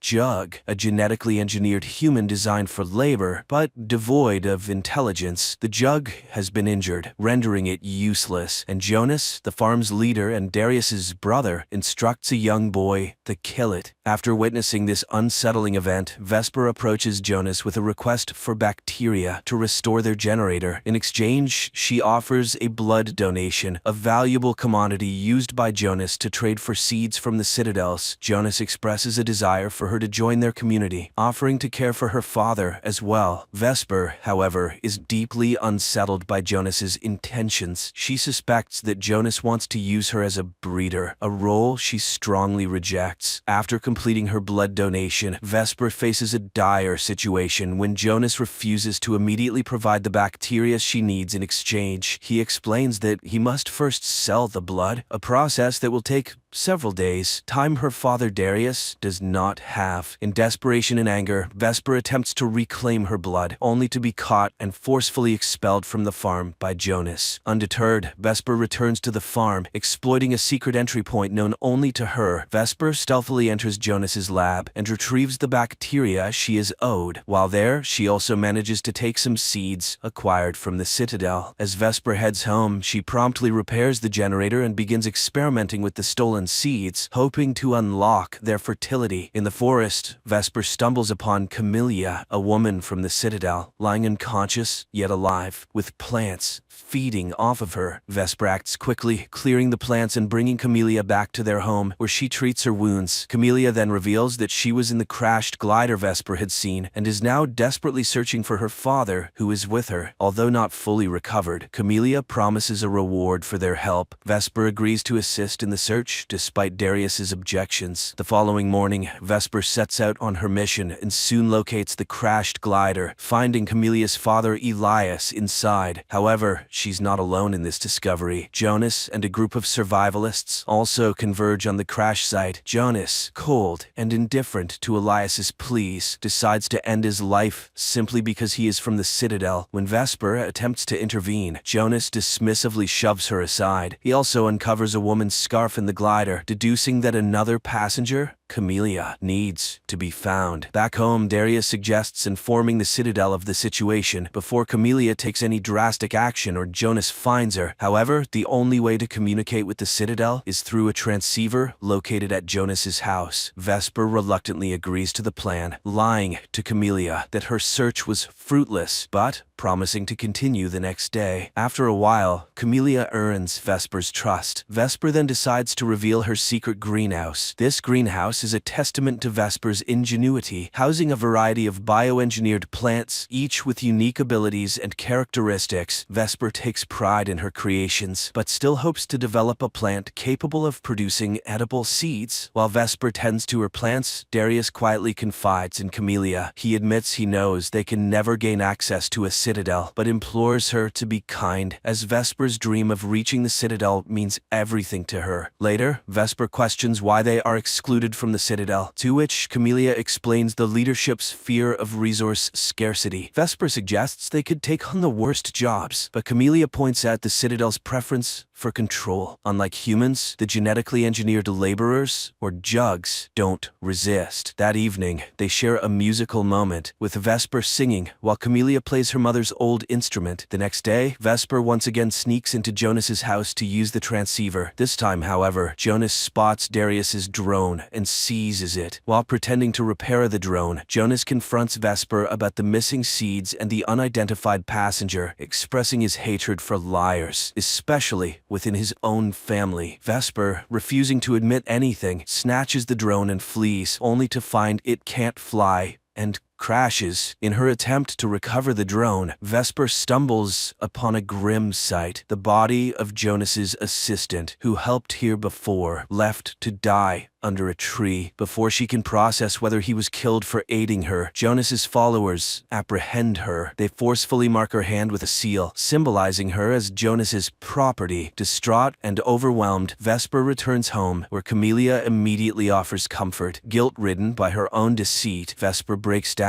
and confesses to Camellia that Elias is dead. In a moment of stark revelation, Vesper decides to show Camellia the truth by taking her to see her father Elias's body, now tragically floating in the river. The sight overwhelms Camellia, leading to an intense emotional breakdown. She clings desperately to her father in grief, forcing Vesper to intervene and pull her from the river. During this intense moment, Vesper notices an unusual scar on Camellia's back that reacts peculiarly to her touch. This discovery leads to a shocking truth.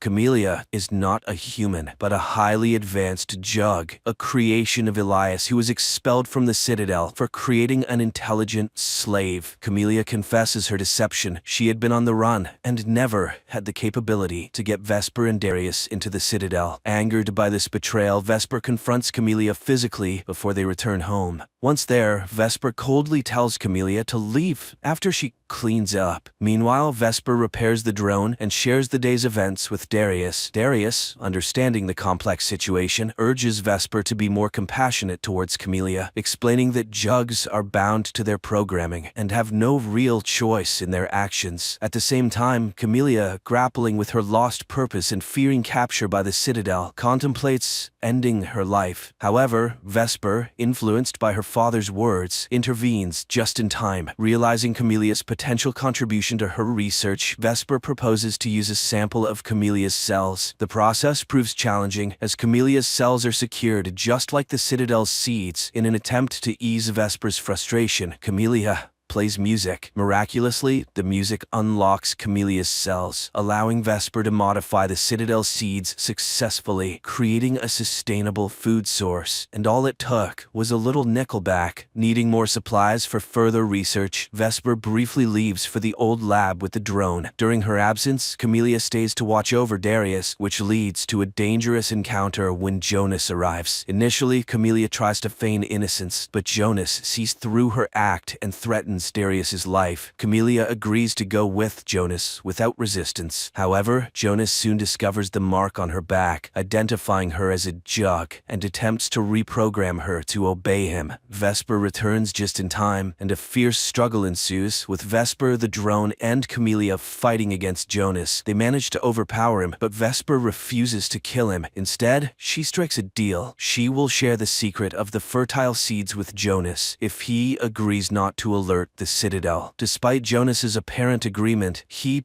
betrays them by contacting the Citadel and revealing Camellia's location. As night falls and Vesper completes her work on the seeds, their moment of triumph is cut short. Darius's drone detects an external threat, signaling the Citadel's approach. A weird organism invades their home, releasing a toxic substance. Darius, with his military background, quickly recognizes the danger and instructs Vesper and Camellia not to breathe until the threat subsides. Camellia, feeling responsible for the imminent danger, offers to surrender herself to protect Vesper and Darius. However, Darius refuses to let her sacrifice herself, knowing the Citadel will pursue Vesper regardless. Instead, he devises a plan to distract the soldiers, giving Vesper and Camellia a chance to escape. Vesper is initially reluctant to leave her father behind in the face of the impending threat from the Citadel's soldiers. However, Darius persuades her to take cover nearby, assuring her that he will handle the situation. He plans to tell the soldiers that there is no jug present, drawing on his experience as a former army man to communicate effectively with them. As the soldiers approach, their first stop is Jonas's farm, where they eliminate him and his group. Meanwhile, Vesper and Camellia take painstaking efforts to make Darius's home appear abandoned. They cover everything up and take the valuable, unlocked seeds with them as they hide in the forest. Unbeknownst to Vesper, her father's actual plan is to sacrifice himself by self-destructing the drone, hoping to take the soldiers down with him. From their hiding spot in the forest, Vesper witnesses the explosion and, driven by desperation, tries to rush back to aid her father. Camellia, recognizing the danger of this action, stops her, reminding her that it's too late to do anything for Darius. Their situation worsens when two soldiers, having survived the explosion, start pursuing them. Vesper leads Camellia through a swamp, aware that it is filled with dangerous plants that could potentially eliminate their pursuers. Their tactic proves effective, as the first soldier falls victim to one of these lethal plants. The second soldier, however, learns from his comrade's fate and cautiously avoids the same trap. Vesper and Camellia, in an attempt to remain undetected, crawl on their knees and hide behind bushes. Unfortunately, another plant betrays their position with a noise, alerting the soldier to their location. Facing imminent danger, Vesper and Camellia decide to take the offensive. They attack the soldier, seize his weapon, and manage to force him into the deadly plant's trapping zone, resulting in his death. The distant sound of approaching gliders signals more danger. Realizing that the Citadel will never cease their pursuit as long as she is with Vesper, Camellia makes a difficult decision. She understands that Vesper and the precious seeds will always be in danger as long as she remains. Despite Vesper's protests, Camellia gently puts her to sleep and conceals her under fallen leaves before surrendering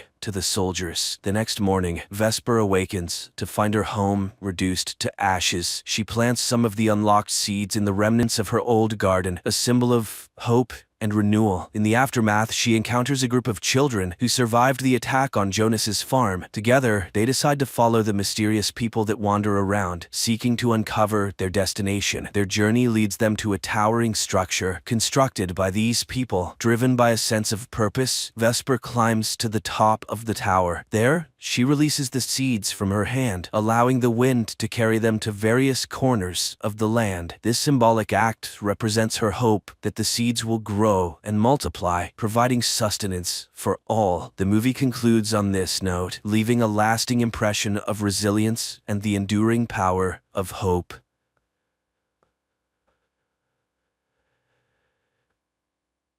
Czech astrophysicist Jakob wakes up in his ship thousands of miles from Earth. His day starts with a call from the flight curator and close friend Peter. Today, the people of Earth want to communicate with the hero. The head of the Czech space program, Tuma, greets the brave pilot as he has been on a solo flight for 189 days already. The thing is, for 4 years, a mysterious cosmic phenomenon, which has been named Chopra's Cloud, has been observed from Earth. To study its origin and composition, Jakob was sent to Jupiter. In just a few days, he will be able to take samples, which may help unravel the mysteries of the universe. The captain is asked questions, and suddenly a girl sympathizes with him, as he is the loneliest person in the universe. But Jakob assures her that it is not so. Yes, he is 500 million kilometers away from Earth, but nearly half the distance has been covered, and he will soon return home. Moreover, his beloved wife Lenka constantly supports him, with whom he is in direct contact through the latest quantum communication system, which is faster than the speed of light. So Jakob does not suffer from loneliness. TV takes a commercial break where a cheerful Jakob praises the products of a generous sponsor. But the astronaut immediately frowns, and it becomes clear that he is a tired man who has not slept for a long time. Meanwhile, on Earth, Lenka records a message to her husband, apologizing for leaving him because she is not needed by him. But the flight curator stops the file from being sent and passes it to Tuma. On the ship, Jakob repairs the toilet again, grumbling at Peter, but the latter is more concerned about the malfunctioning cameras. He also notices the astronaut's tired look and advises him to get some sleep. Jakob asks to contact Lenka because she somehow does not respond to his calls, and he promises to find out the reason. The man begins training when Tuma reviews his wife's message. The woman sincerely worries for the family and does not intend to pass this message to Jakob. Lenka is packing her things at this time and does not respond to her husband's messages. Distressed, Jakob drowns his sorrows in sweets and tries to sleep, watching the approaching Chopra's Cloud. At night, noises from the malfunctioning toilet keep him from sleeping.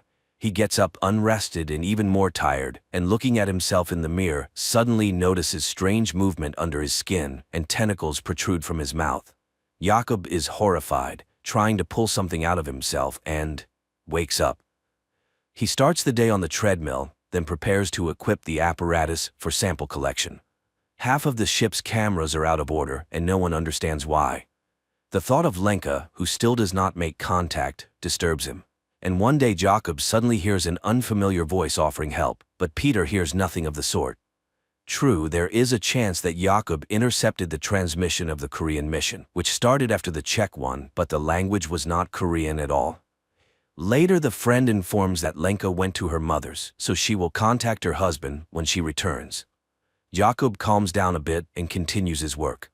He inspects the compartments and suddenly sees a huge hairy spider in one of them. He closes the doors to the compartment and contacts Peter. But precisely in this part of the station, the camera has long been broken and he can see nothing. Jakob opens the doors, but the spider has not gone anywhere. Moreover, it starts a conversation, stating that it did not intend to scare the human. Then the astronaut locks himself in the airlock and informs Peter that he wants to decontaminate the ship. He gets into a spacesuit, says the password that triggers the system, and the surrounding space is filled with disinfecting foam, the color of which reminds him of a summer morning in the field where he and Lenka walked. But then the cleaning is over and Jakob emerges from the airlock. However, the spider hasn't gone anywhere. It informs him that the strange bath arranged for it by the human did not harm it and suggests removing the spacesuit. It is not dangerous. Jakob reaches out to it, but the spider dodges. Such is not the custom in its tribe, so it's better for the human not to do this. It is an explorer too who accidentally found Earth. It studied life on the planet for 3,158 years and even learned Earth's languages, but never understood the essence of the human soul. And when it met Jakob, it felt his loneliness and came here. Unable to accept what was happening, the astronaut hides in the sleeping compartment, but he immediately starts to vividly see and hear his wife. Jakob moves to the station's room, where Lenka appears before him again. It turns out the spider is broadcasting the human's memories because it is very interested in these strange feelings. and it wants to help him overcome emotional difficulties since his companion is leaving. Jakob tries to refuse the help, but the spider does not believe him. Meanwhile, on Earth, Lenka arrives at her mother's because she is pregnant and cannot be alone. Nearby is a boarding house where pregnant women live together, and she decides to stay there for a while. The mother does not understand her, as one cannot leave her husband right now. At the station, the spider asks the astronaut to give it some of his food, and he treats it to nut paste, the taste of which reminds it of its lost home. Its planet was destroyed by an enemy attack, and it fled and wandered through space for a long time. At this time on Earth, Tuma goes to Lenka. The woman is convinced that the wife cannot leave her husband right now. After all, she knew he was a very peculiar person. These qualities help him stay alone for many days, but Lenka is pregnant and suffers from loneliness. The spider tells the astronaut that Chopra's cloud consists of particles that contain wisdom. It cannot say how old it is, but everything has a beginning and an end, even the universe. The spider shows Jakob his first date with Lenka when she suggested they always follow each other, and he agreed. And he does not understand why make promises that you cannot keep, but Jakob has no answer. Later, he asks the spider to save some nut paste, and it reluctantly gives back the can. At this time on Earth, Lenka confesses to her mother that, although it is hard to raise a child alone, she is ready for it. And she will tell her daughter that she loved her father very much at first, but was mistaken. And at the station, Jakob suddenly wonders about the spider's name and suggests naming the creature Hanus. His father told him about a master who lived in ancient times, who created astronomical clocks, for which the king ordered him to be blinded. The spider agrees to accept this name. Later, the astronaut plays music from the opera Mermaid and explains what it is. The spider immediately demonstrates his date with his wife when she appeared before him in a Naiad costume, but the man does not want to remember this. At night, Jakob again has nightmares, this time related to his father, who was a communist and died because of his beliefs. But the spider comforts its friend. There is no need to worry about the past, as the universe is as it should be.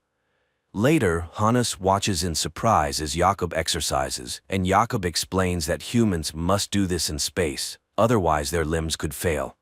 Hanus doesn't understand why leave the home planet then. At this time, Tuma visits Lenka. The woman tries to reach out to the wife's feelings, but she does not want to return to the past. Then the head says she will not pass her message, and the whole point of the silence surrounding their talks is that inside they are together. Meanwhile, there are only 45 hours left to reach the cloud. And then Lenka's voice spreads through the station. Jakob rushes to the transmitter and sees his wife's face on the screen. They talk about the past and the future when he sees a glowing particle in front of him, which Hannes calls the beginning. Jakob tries to catch it in a jar, but the particle freely passes through all surfaces. Suddenly, the ship loses all communication, and then Chopra's particles start swirling everywhere. Hannes calms the human. The beginning will not harm him, so there is no need to fear. It is a regular repository that cannot be described in human language. And then it asks why the arrival of a child so upsets Lenka. Because her feelings smell of fear. Jakob explains that they lost their first child, and he was not there then, nor now. For what? The spider shows Jakob their conversation when he promised to be there, but he lied to his wife, and she stopped believing him. Later, Jakob finally gets through to Peter on the quantum phone, but Hannes again turns on the man's memories, where he and his wife discuss his journey. He was so confident that he didn't even try to understand his wife. The spider realized that Jakob is selfish, and he is to blame for his loneliness. So it lost interest in him and wants to leave. This causes a panic attack in the astronaut, who no longer wants to be alone. Jakob tries to grab the spider, but it itself presses the man's body to the bulkhead and reminds him that it preferred to communicate without touching. The spider lets the human go and flies to the other end of the station. Jakob desperately follows it, promising to change, and again sees Lenka in the guise of a naiad. He floats in zero gravity, remembering his wife and crying from the sense of realizing the loss. Then he calls Peter and asks him to visit the woman. The friend goes to the boarding house and hands her the quantum phone. Jakob talks about how he loves her and asks for forgiveness for his selfishness. Now he doesn't understand why he neglected the most precious. He wasted his life on nonsense and is not worthy of her. Immediately after the conversation, he hears Hannes's voice again, asking him to rest because he has atoned for his guilt. Jakob asks not to leave him, and the spider admits that it too fears loneliness. But suddenly the man notices that the spider is not feeling well, and it admits that although it escaped from the enemy, it was already too late. They had taken over his body, and suddenly it hugs the astronaut. For the first time in a long time, Jakob falls asleep deeply, and the spider has to wake him up because a great discovery awaits him. It even brings him a tube of hot coffee to bed, after which the astronaut makes the final preparations. He contacts the Czech Space Authority and reports that his mission is dedicated to all the people of Earth, but especially to Lenka. Afterward, he reduces speed and begins collecting samples using special equipment.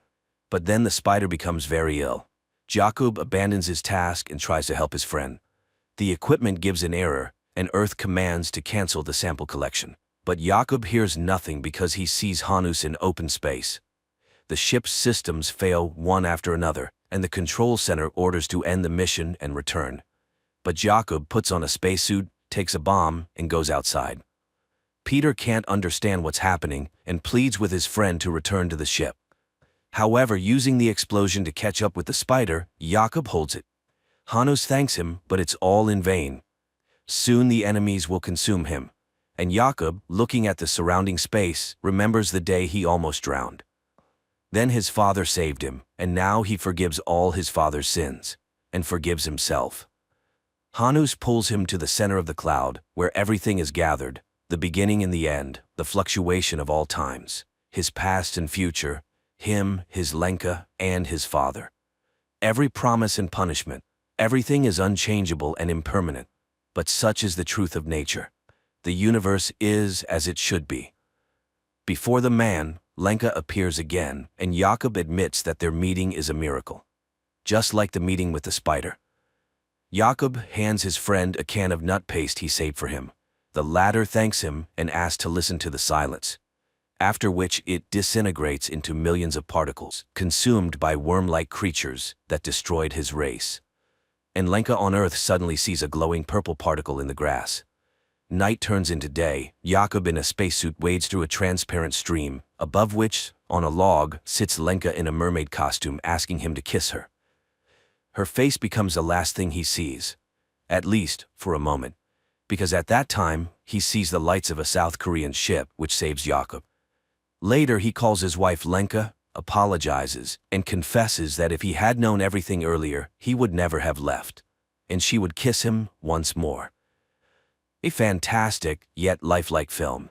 A work-absorbed astronaut had to be millions of kilometers away from his wife and hear a sermon from an extraterrestrial being to understand that family is the most important thing in his life, and one can only hope that he will manage to regain his sense of purpose.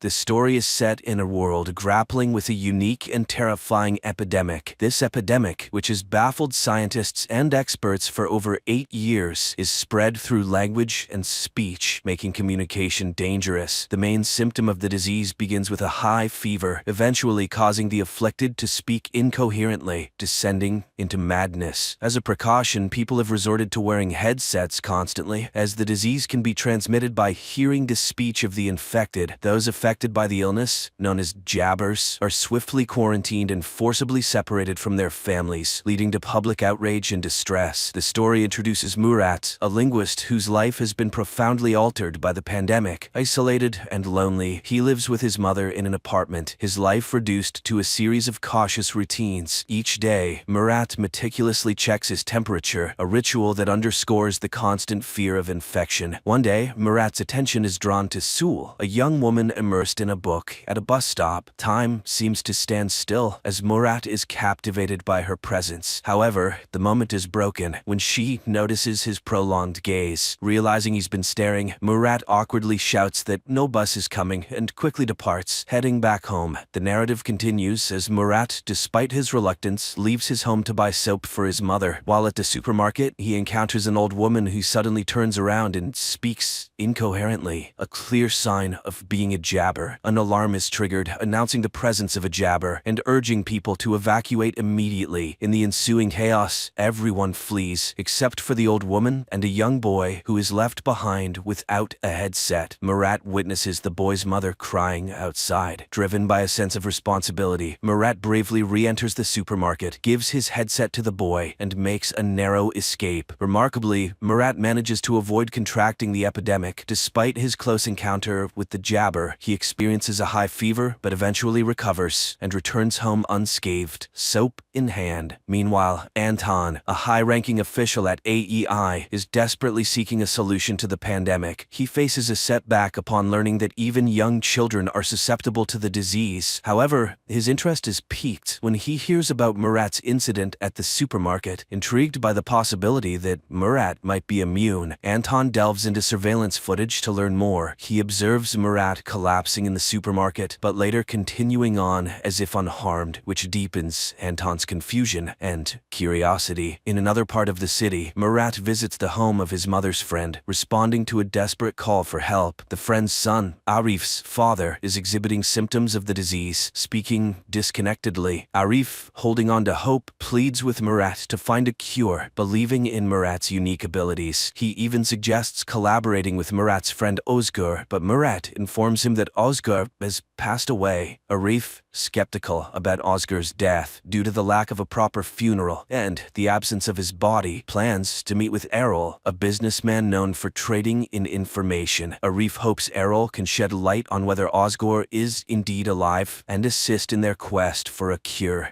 Meanwhile, Anton takes a deep dive into investigating the mysterious case of the headset left with a child at the supermarket. He discovers that the headset belongs to Murat, a linguist who was working on the pandemic case, but vanished after a disastrous fire that claimed the lives of his team. Intrigued, Anton intensifies his investigation. Delving further, Anton uncovers records of Murat visiting the emergency room with severe fever more than 12 times. Using video footage from the supermarket, along with a temperature detector, Anton confirms his suspicions. Murat is immune to the pandemic. He deduces this from the fact that Murat has surpassed the critical threshold of 4 high fever encounters, a significant discovery given Murat's 12 instances. In the meantime, Murat, spurred by Arif's belief in Ozgur's survival, decides to investigate further. He meets a businessman who offers them access to AEI's resources, allowing them to gather information independently and save costs. With newfound determination, Murat boldly infiltrates the AEI headquarters and navigates his way to the information hub downstairs. There, Murat searches for Ozgur's name and is initially disheartened to find records indicating his death. He clicks on the autopsy image,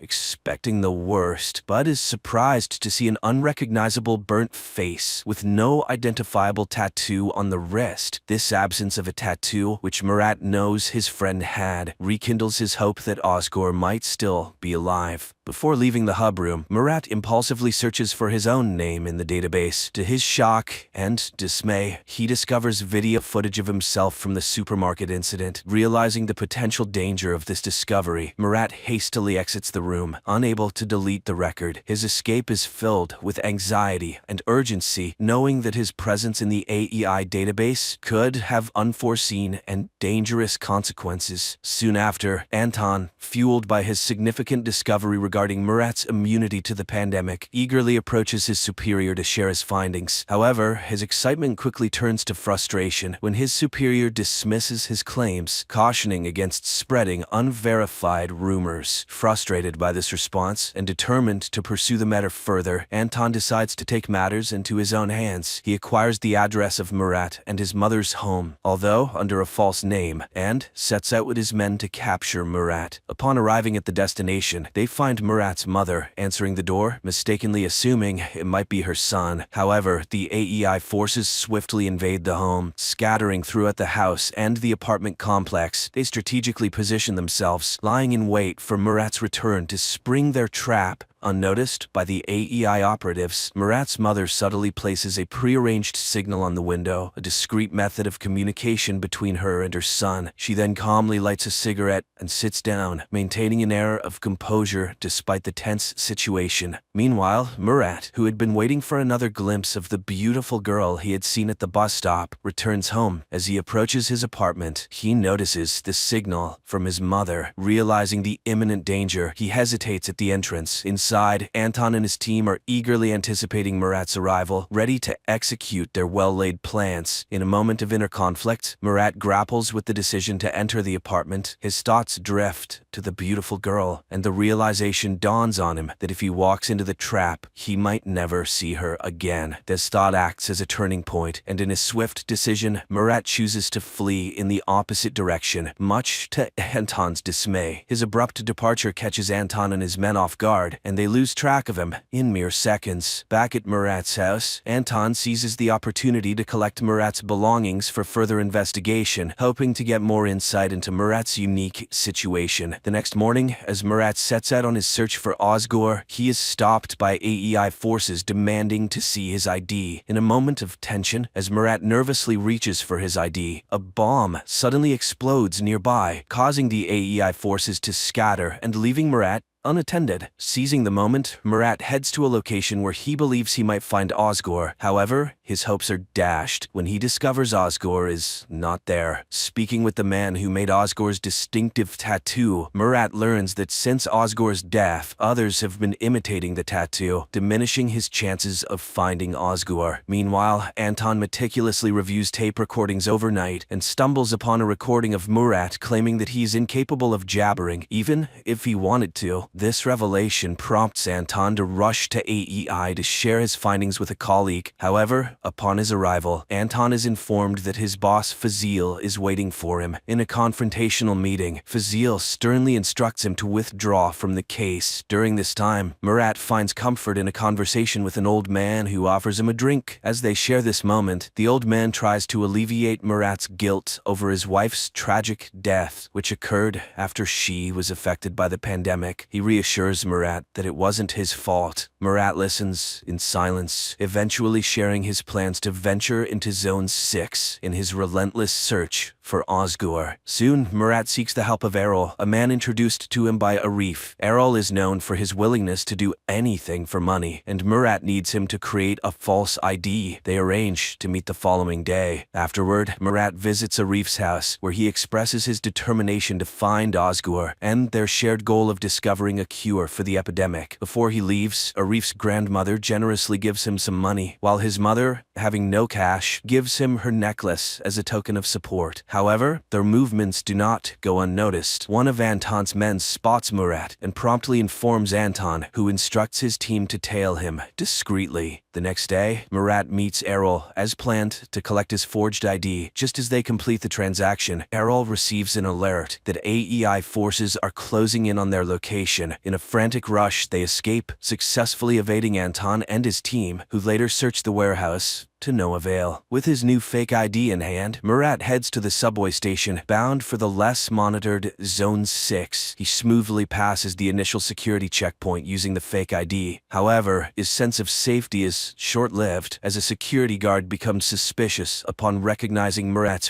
face from wanted posters in the subway. In a coincidental twist, Sul, who Murat has been longing to see again, suddenly appears in front of him. To his astonishment and delight, she kisses him right there in the subway, creating a moment of confusion for the pursuing security guard. This unexpected encounter leaves Murat feeling ecstatic. Holding hands, they continue their journey on the subway, embarking on a path filled with uncertainty, yet united in their unexpected connection. Murat and Sul, having left the bus stop, navigate through menacing people and areas until they find a secluded rooftop where they can talk privately. On the rooftop, Murat, preoccupied with his quest to find Osgur, is about to leave when Sul insists he stay for a meal. During their conversation, he learns her name and he expresses gratitude for her assistance earlier. Sul then reveals her true intentions. She had been following Murat purposefully, hoping to recruit him into her team, P1, which is is dedicated to finding a cure for the pandemic. Surprised by this revelation, Murat abruptly leaves, not allowing her to finish explaining. Later, Murat returns to the home he shares with his wife, where he is flooded with memories as he wanders through each room. That night, he dreams of himself torn between his wife and Sewell, symbolizing his internal conflict. The next morning, Murat's search for Osgore takes an unexpected turn when he is kidnapped by masked individuals who question his identity and affiliation with the AEI. At this critical moment, Sewell intervenes, assuring them that Murat is not with the AEI and is on a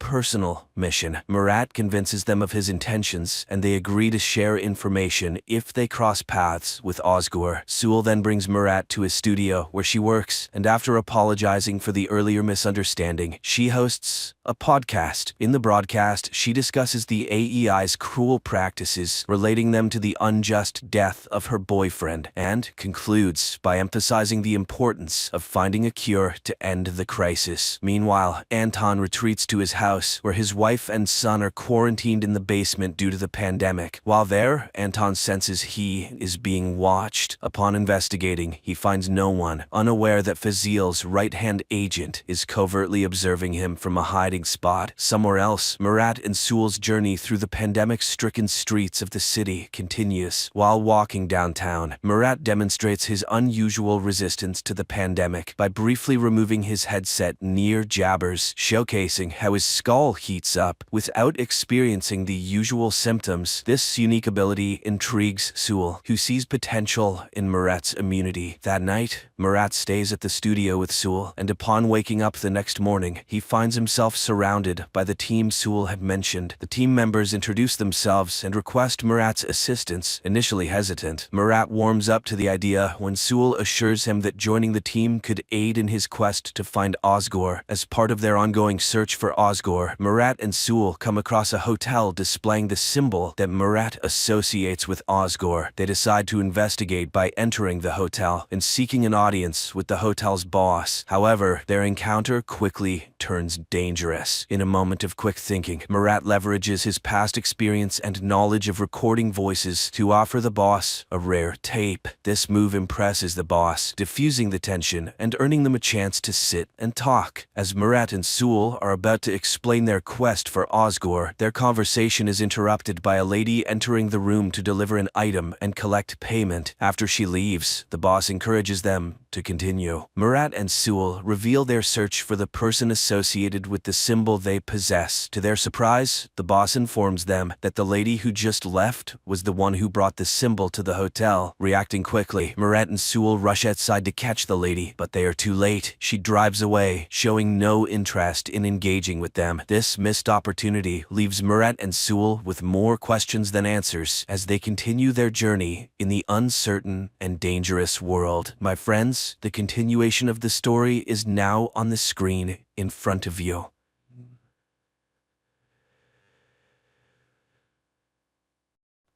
The man opens his eyes in the middle of a lake with a red drone flying overhead. Visions of his family, spaceships, and shootouts flash before him. Finally gathering himself, the man swims towards the shore, accompanied by the drone, which he calls Ezra, to check his mental health. Suddenly, cries for help echo from the lake, and another man, followed by a woman, appears. None of them remembers what happened to them. Fina recognizes the wreckage on the shore as the remnants of a warship called Karik, and Ezra recalls an invasion. Then the men discover the remnants of a car that must have been there for centuries. Apparently, there used to be a road in this place. People remember the invasion, and it turns out they all died in different years.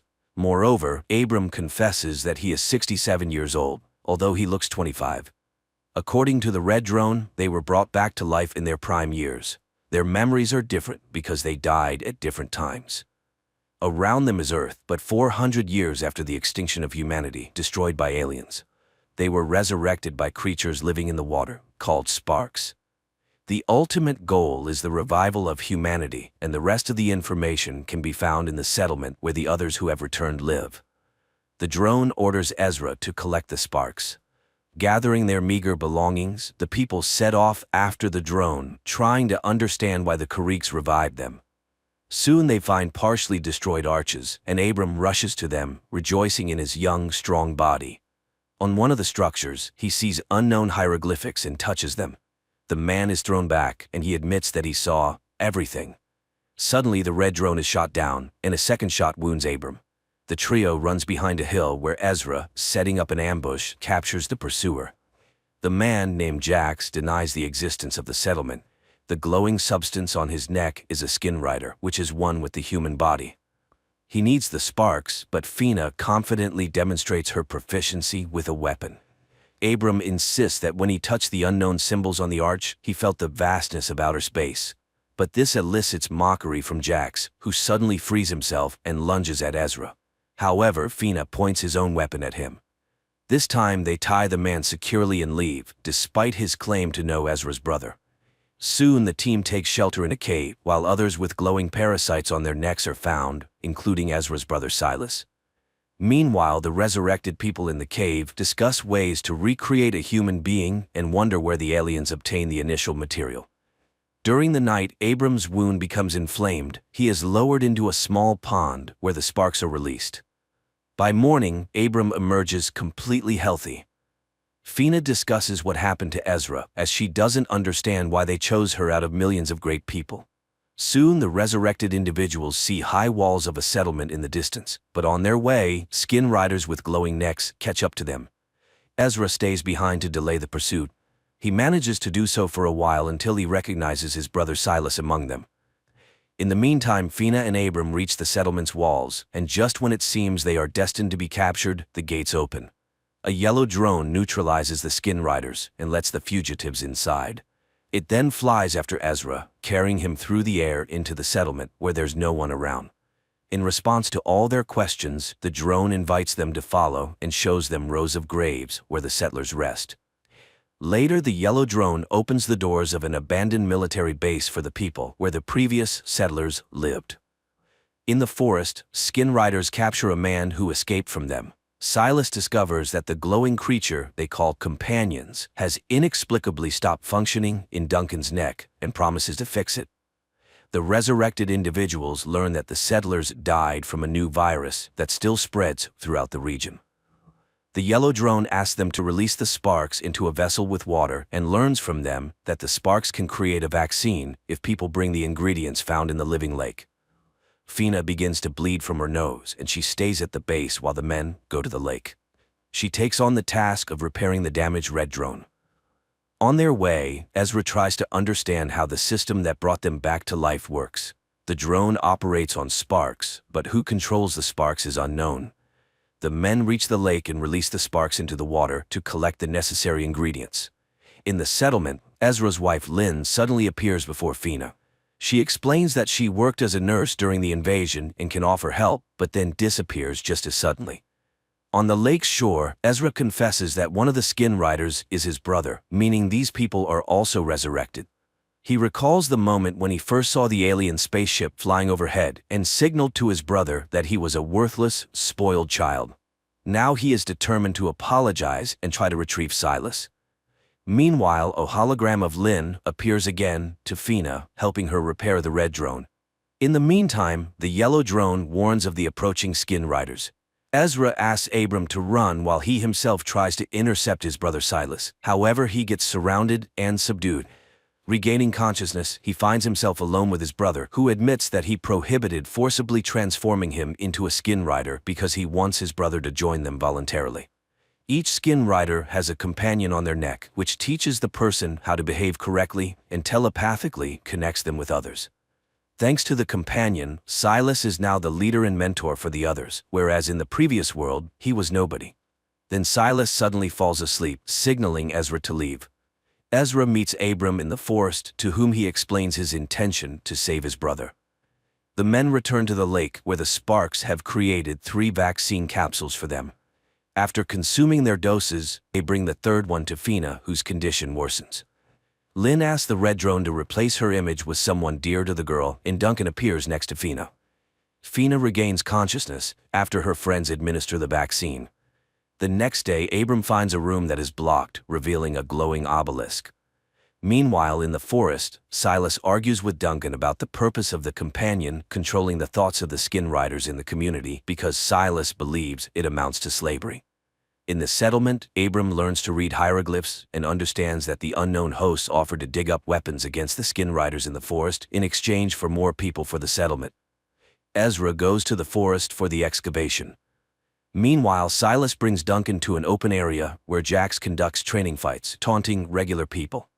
Unexpectedly, Duncan defeats Jax.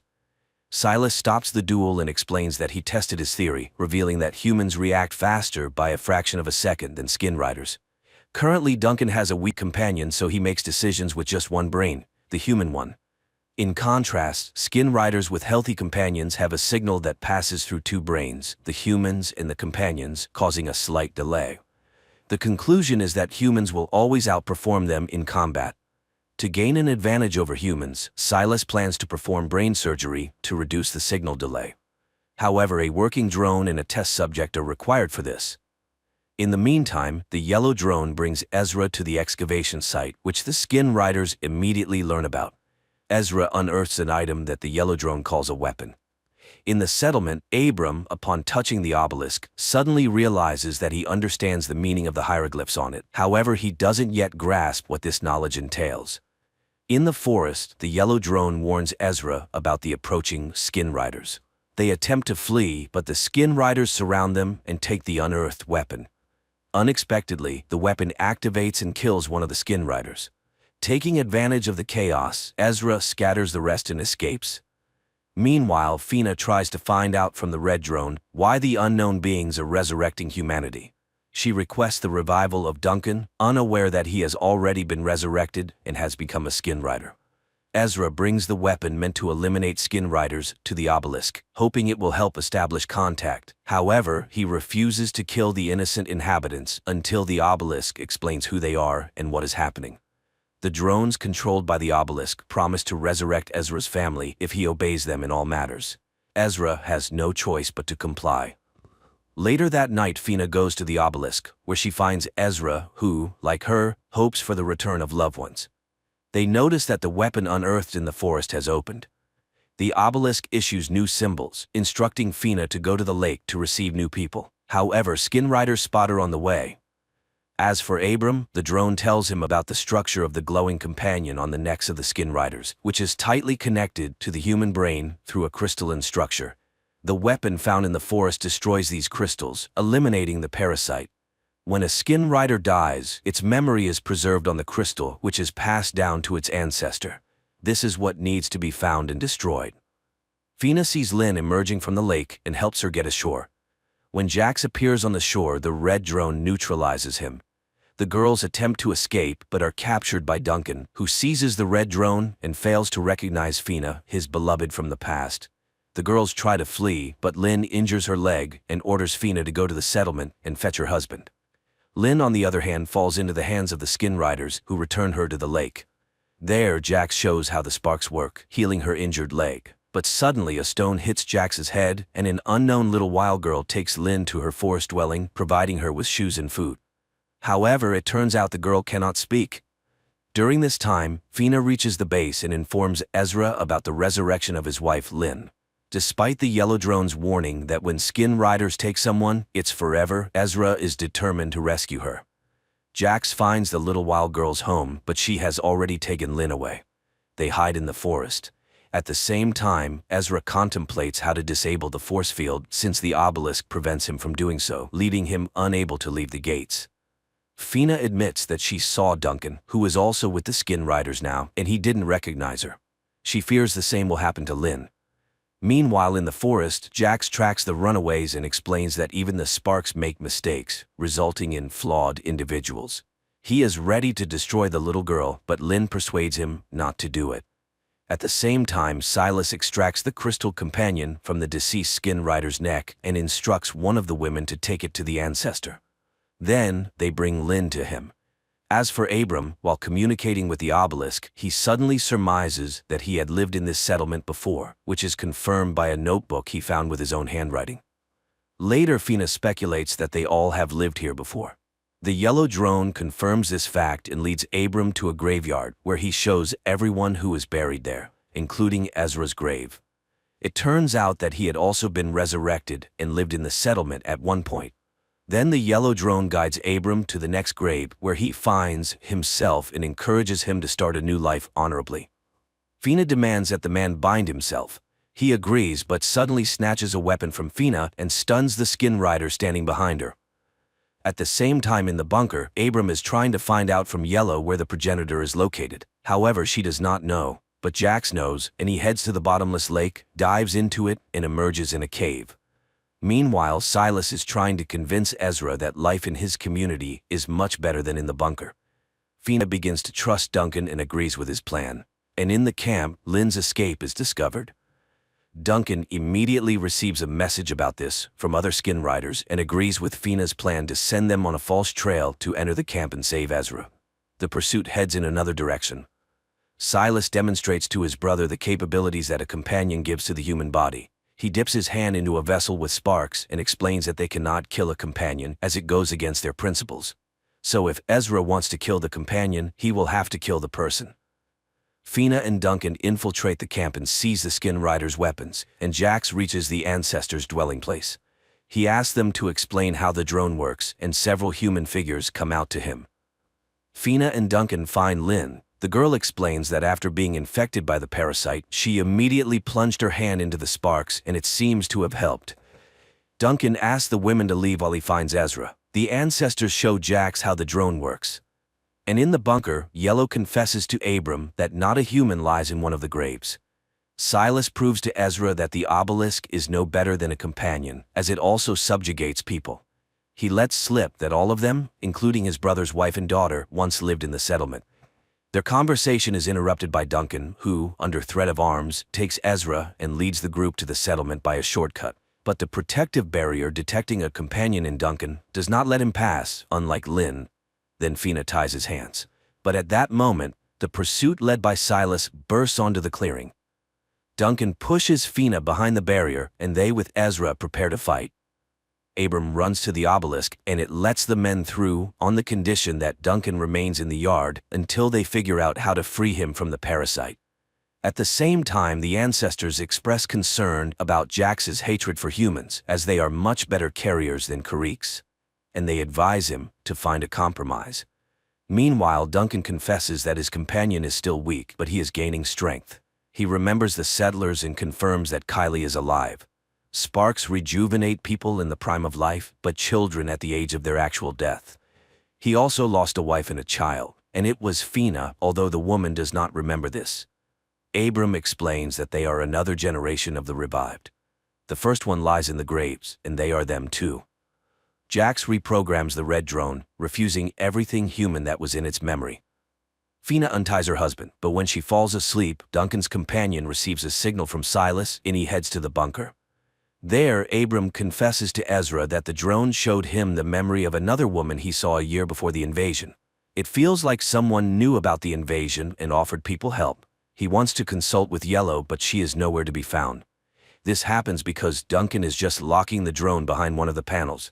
Then he attacks Abram, knocks him out, and heads to the obelisk, despite his human side resisting it. He screams in frustration and Ezra hears him. He runs to him, but Duncan closes the doors and enters symbols that deactivate the force field. Realizing this, Ezra rushes to Fina, and they manage to barricade the bunker doors.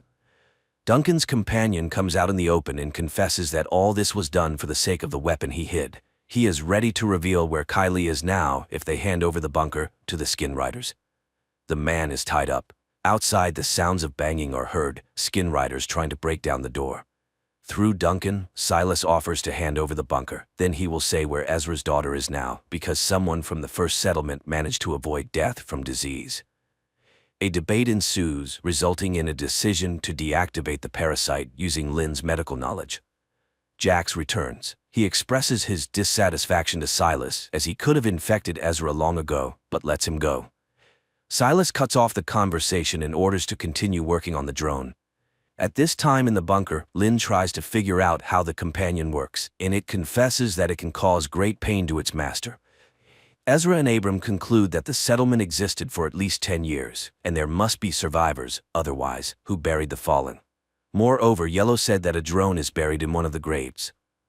At that moment, the knocking at the door resumes. Ezra remembers that there is electricity in the bunker. Fina digests the cable, and a strong electric shock destroys one of the skin riders. At the same time, Abram finds Yellow. Simultaneously, people realize that Duncan is acting as a transmitter, and they move him to another room. As they part, Ezra asks to tell his brother that he loves and believes in him. This message puzzles Silas. Yellow scans Duncan and discovers that the parasite has affected all human organs, and even the sparks cannot save him. Abram tries to get answers from the obelisk. Moreover, Yellow said that Duncan was given access codes, but by whom? The man again remembers that woman in the hospital. She had a drone, sparks, and symbols of knowledge on her bracelet, so something was known before the invasion. At Ezra's request, Yellow shows the image of the woman, and he recognizes his mother Eleanor. Meanwhile, Silas prepares to continue breaking down the doors, but something leads him to the cemetery. Jax, following him, reminds him that he is not human and he should not care about the graves, so he intends to start silencing personalities from him. Silas is arrested. At this time in the bunker, Yellow confesses that Eleanor was one of the initiators of the revival of the human race. Duncan is not lying. Kylie was in the settlement, and only he can say where the survivors are now. Duncan's companion is knocked out with a tranquilizer, and the man is tied to a table. While the parasite sleeps, the man comes to and points on the map the direction the survivors went. He advises finding the wild girl and wakes up. After which, Yellow finds the weapon he had hidden earlier. The people notice the silence outside and, opening the doors, kill the sentinels left by the skin riders. Making sure that there is no one else in the yard, Ezra and Lynn say goodbye to their friends and set out to find Kylie. Jax activates the drone, intending to remove the human personality from Silas, and learns about the presence of Ezra and Lynn in the forest. He sends the skin riders to follow the pair. Fina comes to Duncan and admits that she is ready to kill him to free her loved one. However, Yellow knocks him out. The man regains consciousness in the cemetery and is relieved, thinking that Fina could not bring herself to harm him. In fact, Yellow has injected a beacon into his body, and now people can track his path. At this time, Ezra and Lynn find the wild girl and ask her to guide them to Kylie. Silas regains consciousness when the red drone informs him that he did the opposite, preserved his personality, and suppressed the parasite's capabilities. At the same time, Ezra and Lynn notice they are being followed and try to evade the skin riders. However, arrows fly from the rocks, the skin riders perish, and the survivors approach the people. Meanwhile, in the camp, Jax leaves Duncan on guard while he and his people follow Ezra and Lynn. They are then scanned for safety, and upon confirmation, the settlement leader Rowan leads them into the camp. She warns them that they do not truly know their daughter. They only remember her up to the age of 6, and they are merely copies of those who lived in the settlement. Abram and Fina dig up a broken drone from the grave, hoping to retrieve data from its memory. Rowan brings Ezra and Lynn to the hidden camp in the mountain caves. Noticing the strange expressions on people's faces, she explains that they both died defending the previous camp from an attack. If it weren't for Lynn, no one would have survived. Silas killed the woman. Fina connects Yellow to the memory of the broken drone, and she promises to show the events of the past. At the camp, Ezra and Lynn's adult daughter arrives. Although she understands what they feel, she refuses to recognize them as her parents. Red notices that Silas is experiencing severe pain. He flies to Duncan, and at that moment in the camp, a bloody Justin appears, who orders him to take the rest of the people and rush to the place where they were ambushed. He carries out the order, and Jax disappears because it was a hologram created by Red. Silas escapes. The real Jax finds the ambush site and orders a search of the rocks. In the bunker, Yellow transports Fina and Abram into a virtual reality of the past settlement where people go about their daily activities. Jax enters the gates and explains that Silas developed a growth on his neck, after which he attacked his friends. All this happened near the old Karrick ship. Returning to their reality, the people realize that this was the first case of companion infection. Yellow explains that the parasites create a structure similar to fungal spores. Silas likely inhaled them. The parasites themselves were brought by the Karricks, who were their carriers before humans. Meanwhile, a boy from the survivors, Thomas, carelessly falls into the hands of Justin. Silas begins to experience severe pain. Red tries to alleviate his condition and notices Duncan rushing towards the bunker. Apparently, he has discovered his escape and wants to detain Silas. Red leads him another way. At the same time, Thomas learns that he has been infected with the parasite. At the camp, his absence is noticed. Rowan calls a council and Ezra advises them to flee. If Thomas reveals the camp, they will not survive. Yellow shows how Abram proposed to create a virus capable of killing the parasite, although the idea itself belongs to the obelisk. People heatedly discuss this proposal, and many disagree. Lynn suggests splitting up. Those who take the virus should stay in the bunker, as they will be weakened. Rowan speaks against it. Abram realizes that he was the cause of the remaining deaths. In the caves, Ezra urges everyone to leave while he defends them. At this time, Silas reaches the bunker and sees Duncan sitting by a campfire. He lures him into the workshop and locks him in there. Abram is overwhelmed with guilt, runs to the obelisk, and voices his accusations. Suddenly, it creates the image of a second Abram, who says that on the other side of the obelisk are creators who sincerely believed they were saving the settlement. The virus just turned out to be slower than the parasite cells. The second Abram disappears as voices of Ezra and Lynn come from behind the doors. Fina opens the doors, and friends push Silas inside. They immediately disappear as they were holograms created by Red. Silas asks to be heard. The drone supports this request and reports that they cannot destroy the ancestor without Silas. At this point, the boy loses consciousness and they bring him inside.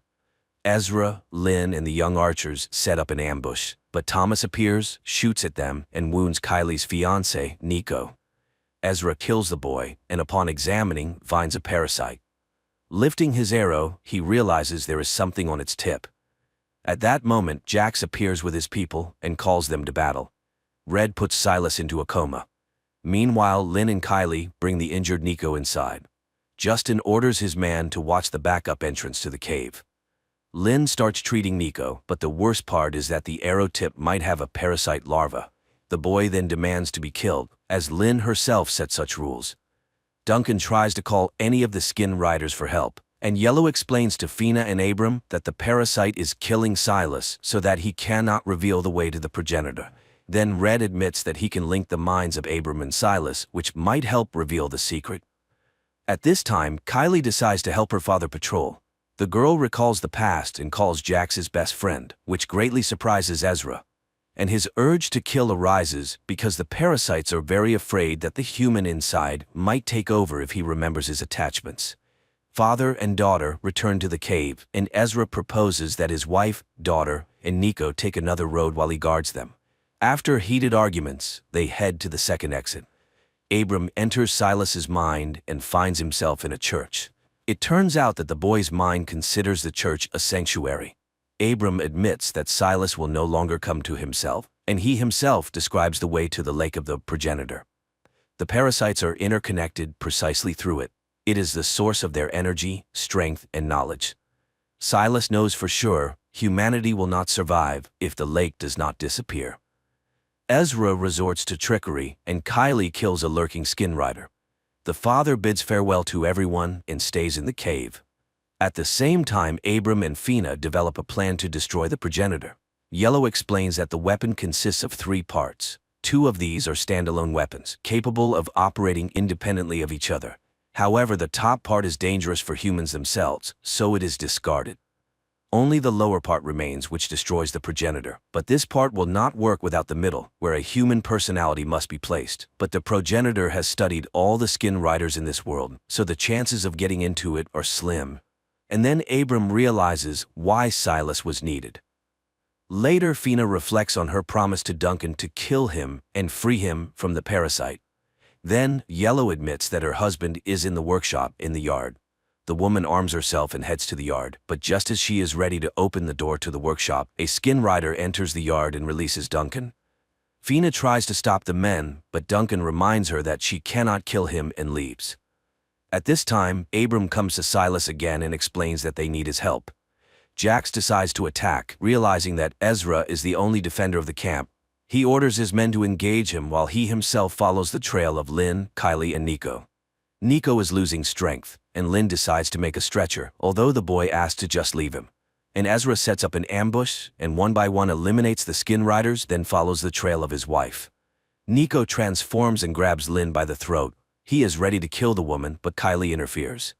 The boy's companion admits that the girl is very dear to him, but he cannot indulge the carrier's weaknesses, and when Nico raises his sword, Kylie shoots him.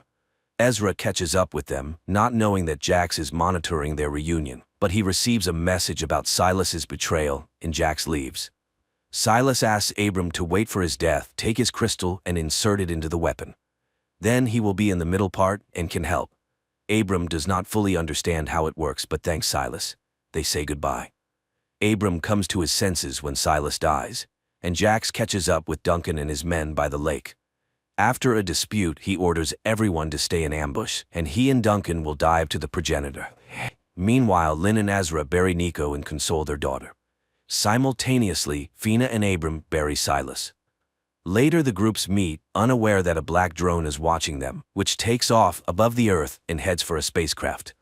Abram tells Ezra everything that happened with his brother and the plan to destroy the progenitor, but he does not want to endanger his family. Yellow vaccinates Kylie, explaining that the vaccine was made by Sparks. The girl tells Fina that Duncan became a skin rider after her death, and no one knows how it happened. At the same time, Abram admits that he no longer believes in the obelisk, but he believes in Silas and is ready to do everything to destroy the progenitor. He tells Ezra about the weapon's operation. A part of Silas will guide them inside, but what to do next, he doesn't know. Ezra laughs at such a plan, and his daughter hears this. Abram and Fina try to convince Ezra that this is why they were resurrected. Otherwise, humanity is doomed. But they cannot persuade him. Then Abram and Fina leave together. Ezra is tormented by guilt, although Lynn tries to remind him of his duty to his family. At this time, Kylie is reviewing the map to the progenitor's lake and secretly leaves the bunker. Red informs the parents that he cannot find the girl, and they, realizing where she has gone, rush after her. Meanwhile, Kylie catches up with Fina and Abram, and later Ezra and Lynn appear. Thus they all come together again, but at the lake itself, they fall into an ambush by the Skin Riders. A battle ensues in which the group of survivors wins, but Abram is seriously wounded. However, Kylie has Sparks with her, and she suggests releasing them into the lake. As they start doing this, Duncan emerges from the water and shoots Lynn and Kylie. Fina, under the cover of a shield, rushes to him, and they both disappear under the water. Ezra releases the Sparks and brings the wounded into the water. Then a wounded Fina emerges, saying she couldn't overcome Duncan. Ezra dives and finds a wounded Duncan, who has reverted to his true self before death. He apologizes and loses consciousness, and Ezra sees in front of him a glowing something with crystals and fits the lower part of the weapon onto one of them. Then he inserts Silas's little crystal into the middle part of the weapon and looks for the place where it needs to be placed. But then Jax appears. He has always hated his carrier and all humans, and he will not let the progenitor be destroyed. The men engage in combat, and just as Jax is about to win, the revived Duncan attacks him. Ezra finds the right crystal and fits the middle part of the weapon onto it, and suddenly finds himself in a room where he is met by Silas. The brother explains that they are inside the progenitor, and only he could create this home in this place. He is a Trojan horse from which destruction will enter the progenitor. Ezra picks up the box with the symbol of knowledge from his mother and realizes that it is a detonator. The brother says goodbye to him, and when Jax appears, they activate the bomb. Ezra finds himself in the cave where the progenitor is destroyed, to Jax's great sorrow.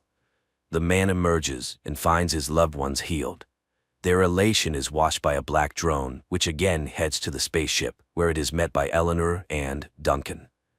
They realize that the deed is done and humanity has a chance. Despite some illogicality, the story is quite extraordinary.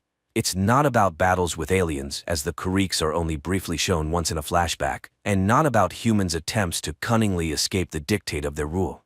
At the heart is the question of the value of a person, the preservation of which can lead to peace and the rebuilding of civilization.